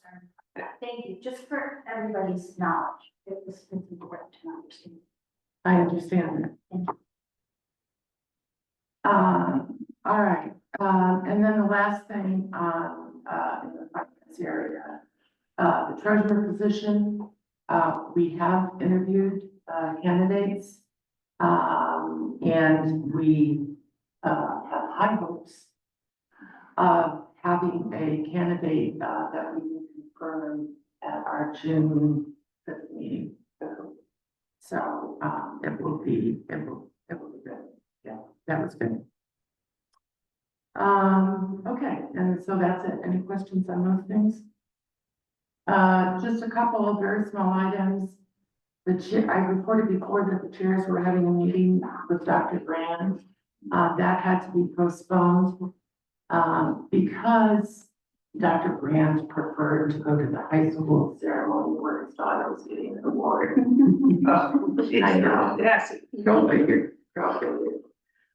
So that will come about again sometime in the summer, but he is already in the process of setting up individual meetings with not only administration and also staff, but also with town administrators, with our safety partners, with superintendents in P-Town Borough. So he's very active. And then a very, very small thing, transportation MOA is now been approved by all committees. So we can get that off our plate and it's gone up to the collaborative. A number of things upcoming. On Tuesday, if we can all roll our minds back a bit on the regionalization and efficiency grant that the towns went out to pursue. They at first were not awarded the grant, and then they came up with their own money, and then they got the grant. So I think it's $150,000. The RFP went out. 4 proposals were received. They were reviewed on Tuesday by a large selection committee. There was a representative, the chairs of each of the 5 school committees, a representative from all 4 towns select boards, 4 town managers, the superintendent, yeah, and a partridge and a pear tree. Yes, that was about it. It for a large group, not everybody was there, but for a large group, went, it was scheduled for 2.5 hours. We were finished, I think, in about an hour, so it went very smoothly. So, interviews are going to be held with top candidates the week of June 9th. And actual work will begin sometime in the summer and continue through the better part of next school year. Just what will be done, where, how, and whatever, depends on, it's the award to be determined. I think there's a lot of, it'll be interesting. I think they can come up with some interesting data. Anyway. What type of companies are applying for the to do the grant? They were all, I mean, I don't know, but they were all, I think with the exception of one, they were consortiums, or there wasn't just one firm. They came ready with a. Put together a group to bid. Yeah. Multiple, like 3, 4. The other thing that's going on, is, and this I'm reporting out for, Brooke. We had talked before about, first of all, kicking off our strategic plan, our new one that's gonna start. We talked about looking at our enrollment issues. We talked about, kind of going forward. And so the administration, after some meetings, is going to work with NSC, which is the New England School Development. NESDEC. They do things like superintendent searches, they do enrollment projections, they do everything. They're mainly a group of, they're a group of educators, many of them ex, or former superintendents. They're kind of, they kind of do a lot of the same kind of work that, I think that NSC does. But they do it all over New England. Anyway, they are going to start this off. I mean, the new strategic plan is going to be done obviously under Dr. Brand. But what the administration wanted to do, and I have to say I fully support this, was to go out with a survey to parents and students and community now, while school is still in session, not wait for the summer when nobody cares about school or thinking about other things. Won't get their attention. So now we're thinking about it. So they're going to go out with a survey. I'm hoping, I don't know this for a fact, that it will go out after Memorial Day, so it should go out next week. And so then we have to really make sure that it, gets out. Of course, it will go out through Parent Square website and other things. But they really want to survey parents with kids in Nauset, parents with kids in elementary schools, parents with kids in other schools, just really to look at what they're looking for, what is important to them. If they're at Nauset, what do they think works? What's good? What would they like to see improved? What do they think is important? So it's a part of a, and I forgot the term that it's going to be used in rolling out the strategic plan, but it's all part of looking forward, of planning for the future. And so this has been dubbed Nauset 2030, which is kind of a scary thought for me, but our new strategic plan we'll go to 2030. I'm hoping to see it. Exactly. 2030. Oh.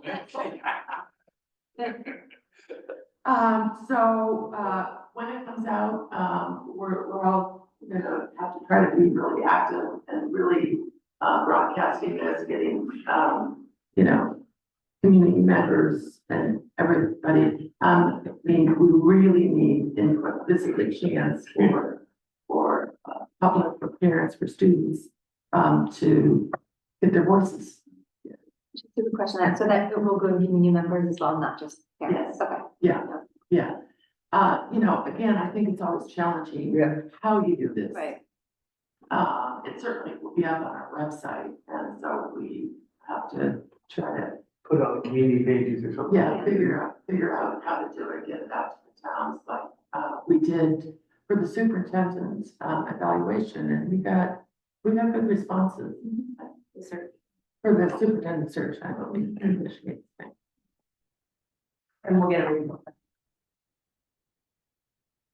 Oh, yeah, this is just the first part of, a whole program that they're gonna do and that they're gonna help us with. And then, community public forums will be held, when people are back in school. Like a visioning. Right, yes, yeah, so visioning session. Good, this is wonderful. Yeah. Is this going to be, this is an initiative of the administration, not of the school committee, correct? Yes, yes, Okay. yes. And so, in terms of pushing it out on social media, so members to do that without meeting law. So is that something that our communications person or tech folks can take? I'm sure we can. I don't think we've got. Okay. Yeah. Isn't that just our one? Oh, sorry. Yeah, we've been worried that Arlen hasn't had enough to do, so. So anyway, I think it's really exciting. I think it's beginning of some really good discussions, very needed. And then just the last thing, I sent you all out, an email to say the date, July 10th and that's August 6th for our retreats. We're gonna hopefully have one at the high school and one at the middle school, but I confirmed that with anybody. And Dr. Brand is going to attend our August, retreat. And, you know, my thought is maybe if we can get the NSC people to come, we can have a discussion of the survey results. But that's, these things float in and out. Anyway, so that's it. Any questions? No? Okay, so next on our agenda is an update on the regional agreement. Chris? All right, let's just first off maybe do a history of, begin with. So we began the process, I can tell you, we probably should do it clear. So we began the process just thinking we would be able to update. The towns have requested us that we would do a 3-year averaging of assessments for them. So we began the thought process and then the effort to actually just amend our current regional agreement such that that could be accomplished. The towns that requested this when we did our budget presentation 2 years ago, 3 years ago. It was consistent in each of the towns. So we began the process and got the lawyer involved, and it was determined that it was a much more, that we could not only amend it, but in that process, we must revise it. Because it had been 20 years, it was developed in 2001. It had been 20 years or more since it was written, and it did not meet current state standards. So we had to revise it to meet current state standards. In that process, we also had gotten some input from the towns of things they would like to see in it and whatever. But I think once we determined that the process was gonna be much more extensive than just doing a simple amendment to it, that we determined that the process was gonna have to expand to meet that. So we did go through the process with the lawyers. A subcommittee was formed. The subcommittee went through the process with our legal representative to revise the regional agreement such that it met state code. And in turn also make an amendment to it, which was the addition of the 3-year averaging. Once completed, that document was brought to this body accepted it as it was then sent out and presented to the towns. It was asked at that point in time that they send, review it, and if they have any discussions, comments, or additional items they would like in it, that they would put that in a document and send it to us. They were given a time frame. They requested more time. More time was given. In that process, 3 towns selected to work together. So Brewster, Orleans, and Eastham worked with one law firm, in essence. Although I'm still not sure of the product, though I'm fairly certain the product was developed. But Wellfleet was left out of it. When the extension was given, or the time was given, they requested 3 months extra. When that was completed, Wellfleet reached out and they had hired a law firm, and a separate law firm entirely different, and they wanted more time to review it as well. So that went on into March. I had some direct contact with that lawyer just because it was tough. There was nobody in Wellfleet that was involved with the process. So I dealt with Ms. North, and just explained to her the process. At the end of it, though, the bottom line was there was supposed to be a submittal of documents, that, something of what they wanted to discuss. That was the next step in this process. I'm sorry, there was a submittal, something from Jackie Beebe, no letter, nothing written with it, nothing, this is our submittal, no email, no nothing. There's been some the communications just as far as their representation and that type of stuff, but there's been no submittal of any document on what they would like to see in the regional agreement. The document that came in from Jackie Beebe had 3 things registered. When you click on it, it warns you that it could be phishing and blah, blah, blah, this whole thing to it. So I couldn't even access it. I did attempt several times. I did then email back to see if this was an actual document, and I've not received anything back from it. I did email out to each of the representatives that are known from the towns. We have representatives of 3 towns, Eastham, Brewster, and Orleans. Wellfleet has not selected representatives as of yet. But I did send you. These are representatives on the working group. For the working group, right. We asked outside. One of the requests, along with the review and the documentation of things they would like to see different, or questions they had, or whatever, was also that they would submit 2 representatives to a working group. They requested the addition of a 3rd member. And we at our committee, at one of our school committees, agreed to okay that. So, I'm sorry, sent a correspondence out to all the known members, asking for, reviewing what was requested as far as the document, what they'd like to see updated, or discussed, and have yet to receive feedback. I just did that today, so it's was not long term. I do know that there was an extensive discussion of the document that I had shared in the Brewster Select Board meeting in December. Yeah, but haven't seen anything from it. They discussed it there, but nothing ever came to us. I'm unaware there was a discussion in Wellfleet with the lawyer. But again, there has been no follow through on establishing representatives or any documents. So hopefully would kickstart the process and it will, So if I could ask, there, along with, when you first sent all that out, there was a timeline, right? Or I think you worked on a timeline.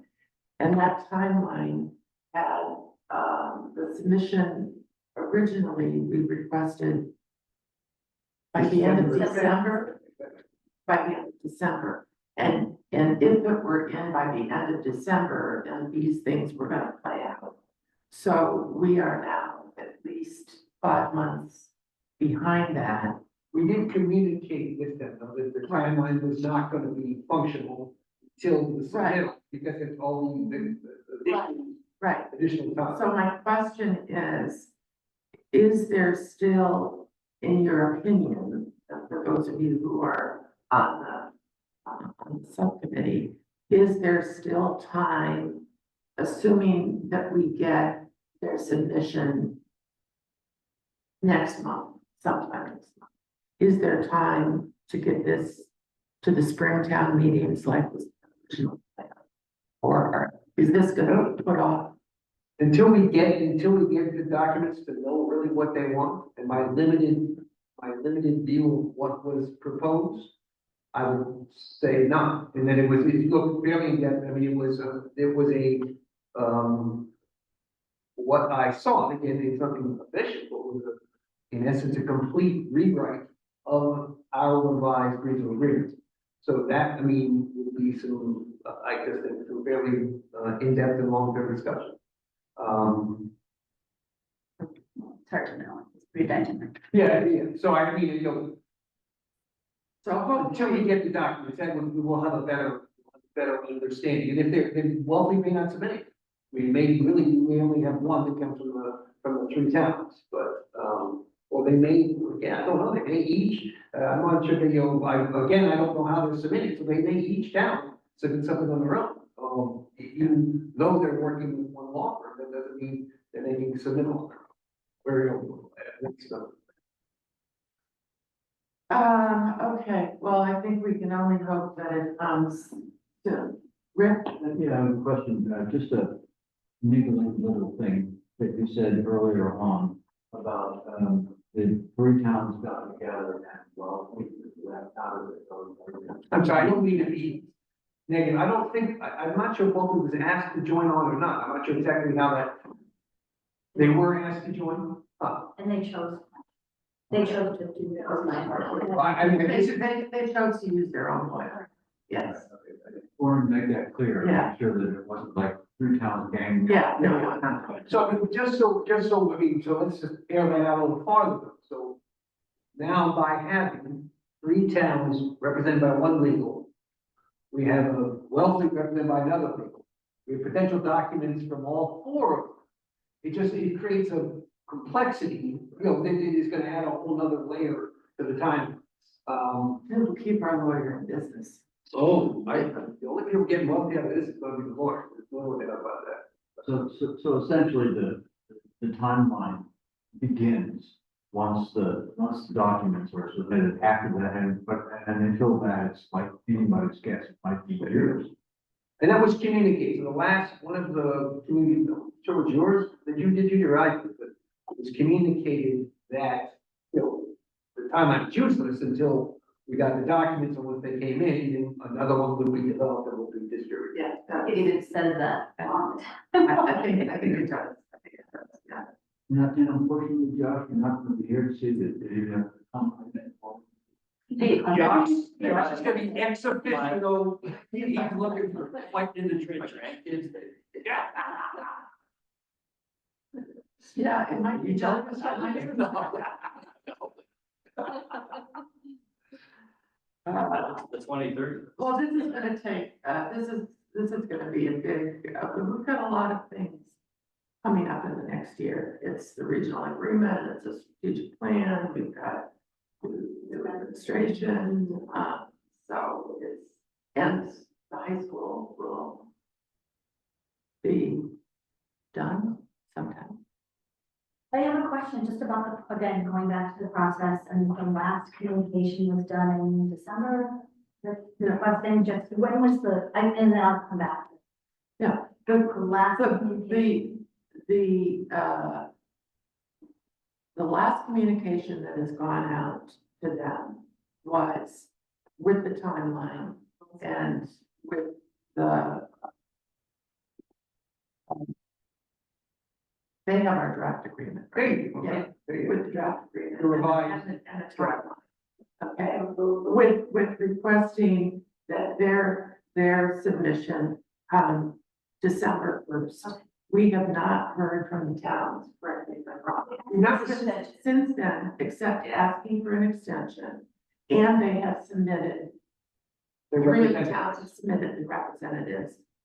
And I responded to all of those three submittals.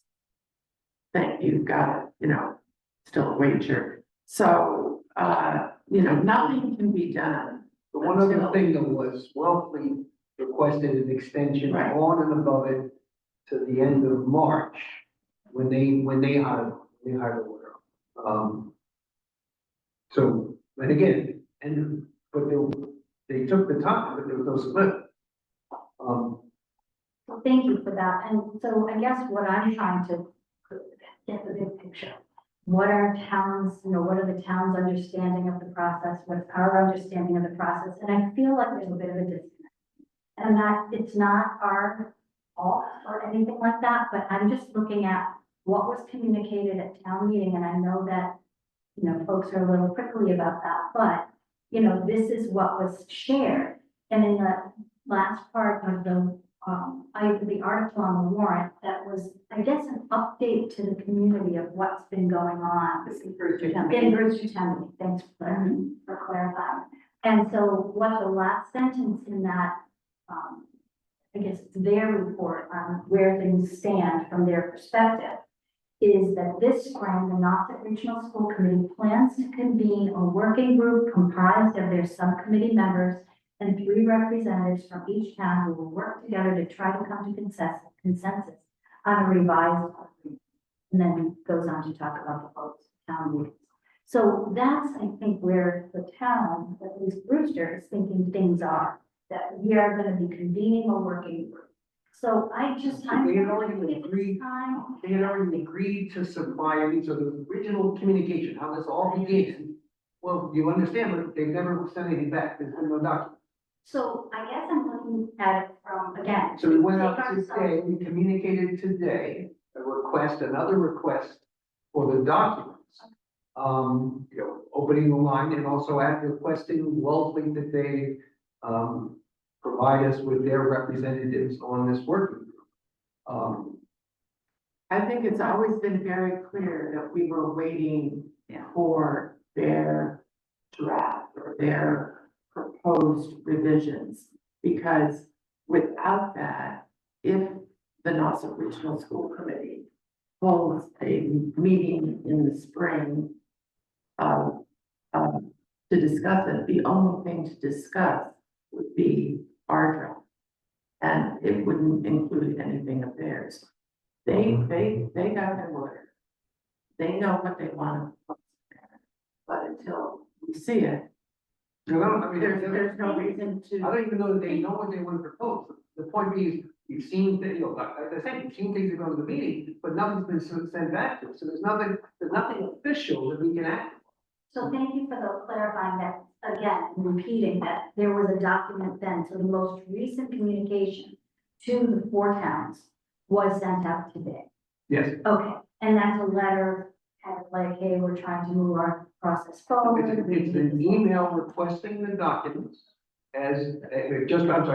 we're literally taking a snapshot out of the original letter that went to them, that they requested an extension on, and taking it verbatim and asking them, this is the first step, we need to get the documents.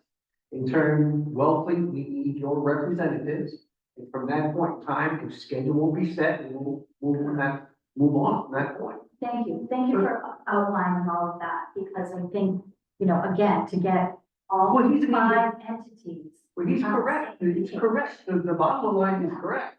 But the first step in that process is submitting whatever questions or revisions or, and, you know, again, as I say, I believe there's a lot of them. So it's a little been surprising to me that we have not received them. So I'm curious, and, you know, might want to dig deeper to find out why. But the other, you know, it's changed direction, and this is just a comment of, you know, having an initial welcoming meeting to this. Yeah, I think the subcommittee, it's got a representative, and that's great. A subcommittee has a representative from each town, and it's their responsibility. And I will add, it's very clearly laid out what expectations were to move to the next step. And then after that, we got that, it's very clear in the timeline what will happen at each step in the process. Yes, that was nicely done. So that is, I think, communicate to them. I think it's important to understand that the subcommittee held their end up. We held our end up. We submitted the revised agreement to the current law with, as Chris said, with the timeline or the smoothing put into it. So we held our end up on the time frame, and that was what, in October? Yeah. Yes. And that was represented at this meeting. We passed it with this. Yeah. And thank you though for updating and sending out those. Very good. And I'm sorry, I could have probably gotten on it earlier, but there's an awful lot to it. Serious. Well, but I mean, to be, But they're always looking. to be fair, the ball is not in our court. And so, you know, all parties here have to take responsibility and do their share. So, Josh, you Just I should know this, I guess I've forgotten. But ultimately, isn't the ball in our court? Like, this is our agreement? Oh, it is. So, Yes, so it I, is. like, I'm all for building consensus and collaborating, but at the end of the day, we were asked to get a 3-year average into our agreement. We rewrote an agreement. We have a document. We've asked for feedback, and we're simply not getting it. And it would be, I think, having been told that our current agreement is out of compliance, being 20 years old, that it's our responsibility to get an agreement in place, and the towns can hop on board. Like, we've provided a lot of time to hop on board this train, and I don't know, I mean, at the end of the day, it's our document, yes. So according to the lawyer, what they're stating is that it being a regional agreement, there being 4 towns involved, blah, blah, blah. And part of what DESI looks at when they review our agreement is the process by which we were collaborative with the towns. So I mean, I think it's important. I mean, they have requested, and without a doubt, there is a definite interest. I think what we're addressing here, though, is that there's a lot of politics at present with the efficiencies, the efficiency grant, which is being called the regionalization grant now, that they are also envisioning that there are parties that are envisioning the regional agreement as a tool by which to make some changes to it, to the school system. And I don't know, like, so that until we get a document, get information from the towns, you can't act on anything. You just gotta wait to see what that is. And I, you know, I think actually those kind of discussions are gonna be good for us. I mean, I think that's a good thing. So I don't think speeds the process. We have a regional agreement that served us well for 20 years. I don't think it's gonna hurt us to use it for another 4 if we have to. But I think that if we take the time and have the discussion and work our way through these issues, that we'll be stronger for it. The system will be stronger for it at the end.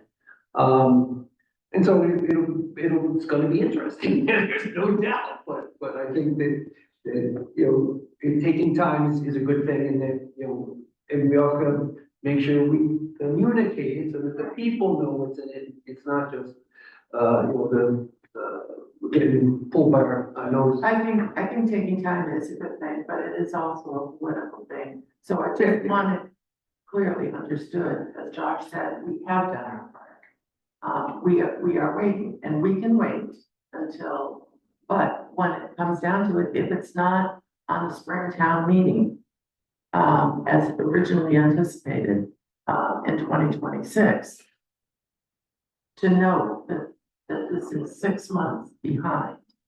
And not because we've been out, out and about.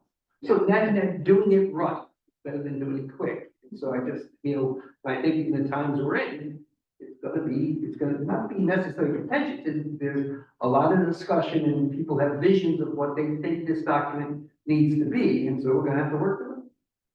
Just a final question then, because there are things that the attorney advised, the subcommittee and us, through you, that there are things that are missing from the regional agreement that is part of Mass General law and part of the regulations that we do need to follow. I guess the question to the attorney through your committee is then, even though it's not written in the current regional agreement, the law does take precedence. So we need to be aware of that and need to follow that, whether it's written.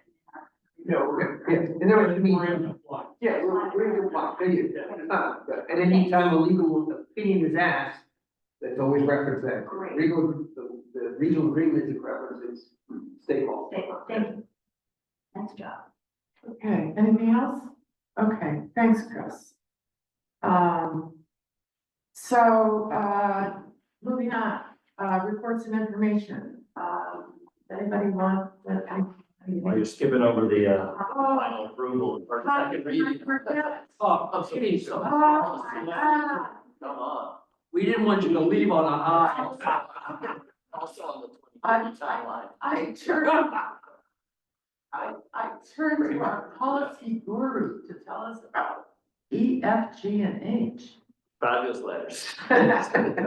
Today's episode is brought to you by. I have nothing to tell you. Other than they're before you for a second reading, and again, we're gonna hopefully at some day before 2030 bring in the whole kit and caboodle for adoption. But I thought I heard Brooke say, hopefully August. Am I? We've been.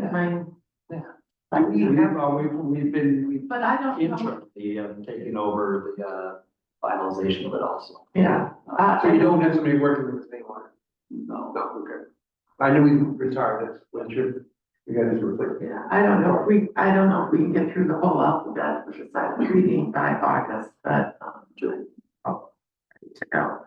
All right, so, we've all, have copies of them. So I would look for a motion to approve policy. You just have one question. Yeah. Sorry. You feel that they've been thoroughly vetted and you're happy with them? Yes, I mean, yes, I mean, policy needs to be a constant, when these are, I won't call them old, but it's over a year since we looked at some of these problems, so. I think that I feel good about our process. I think that one of the things that I think we'll talk about, in the, maybe in the retreat is there might be sections of the policy manual that we might want to take. Because we got them and we passed them in, what was the term that was used? Form.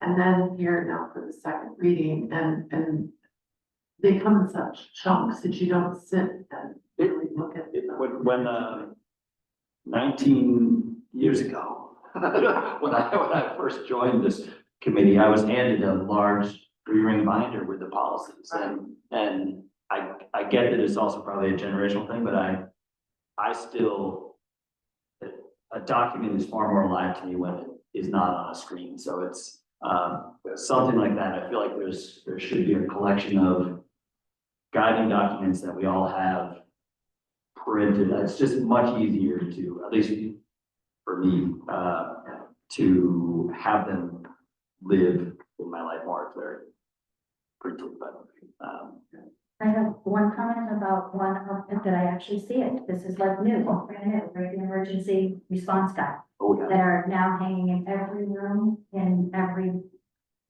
in all of the district. And I was actually looking for that in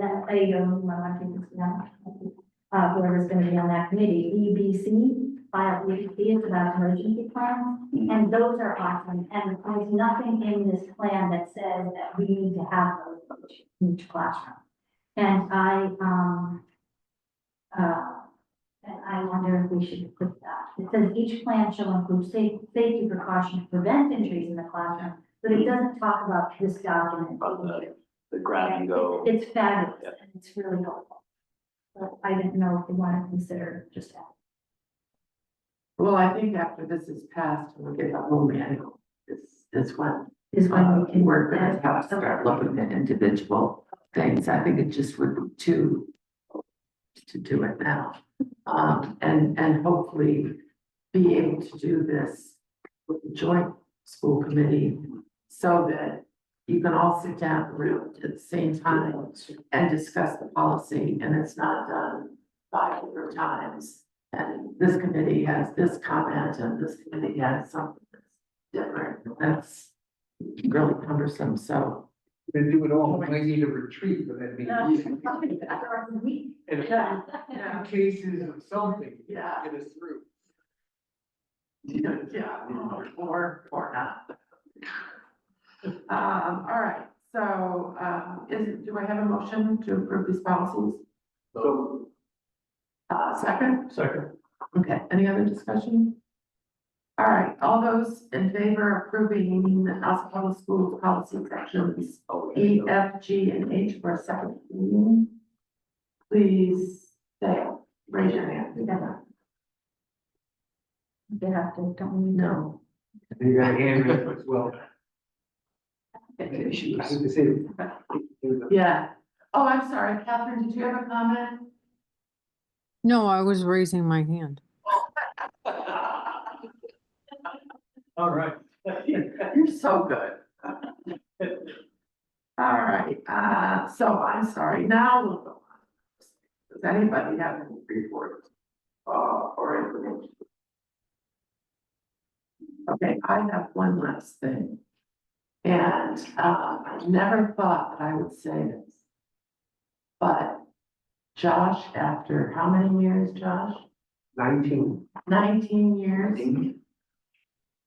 Are you the longest serving? Oh, I don't know, I was chasing Mort Hinker, that's the, really, I have no idea what his years What were. was the standard? I just assumed Mort.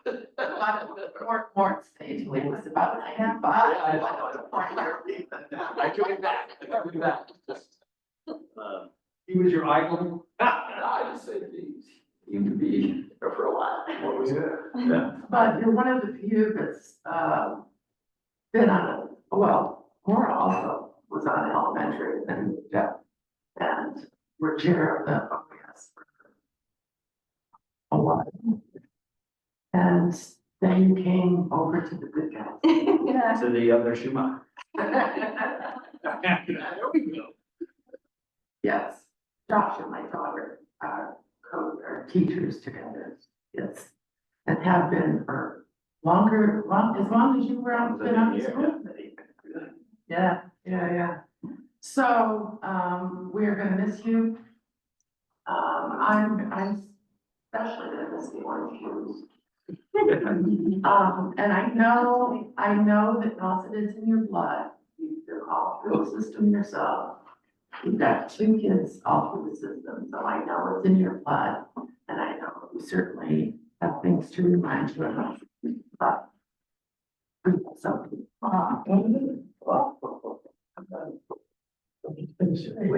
Underwear?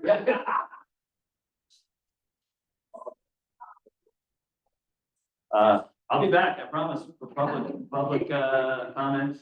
Good. Well, they're like the next good or not. Wow, sweet. Like a real hat. Coffee mug. I thought it would go with your shoes. Yeah. It was raining tonight, so I didn't wear my orange shoes. Oh. Although, There you go. yeah, I'm not gonna be far away. With kids leaving Nauset and heading to college, I look forward to, joining the public and probably saying more things to get in trouble, but,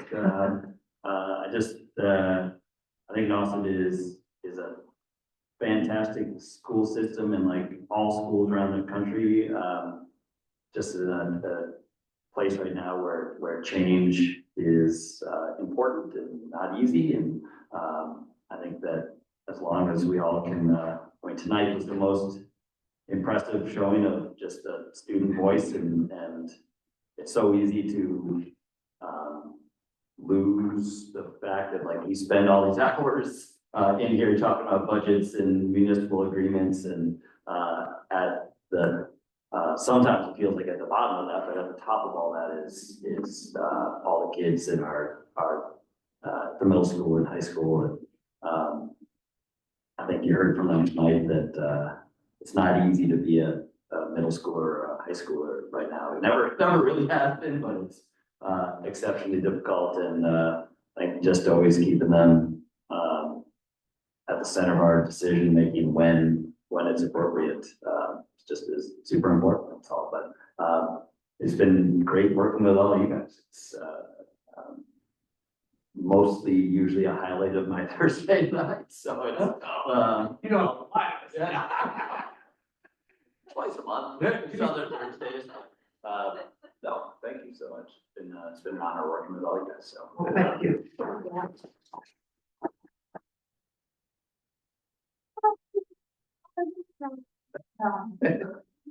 All right. Boosters meet. Yeah. So, we have one more meeting in, the school year, June 5th, so it's only 2 weeks, it's early in June, and I think that will be it until. So with that, we can move on to number 9. Move to Yes, adjourn. yes. And the second, and we're out of here. Time good. Oh, so you wimpy women, you stay home in the, and brave the weather. Still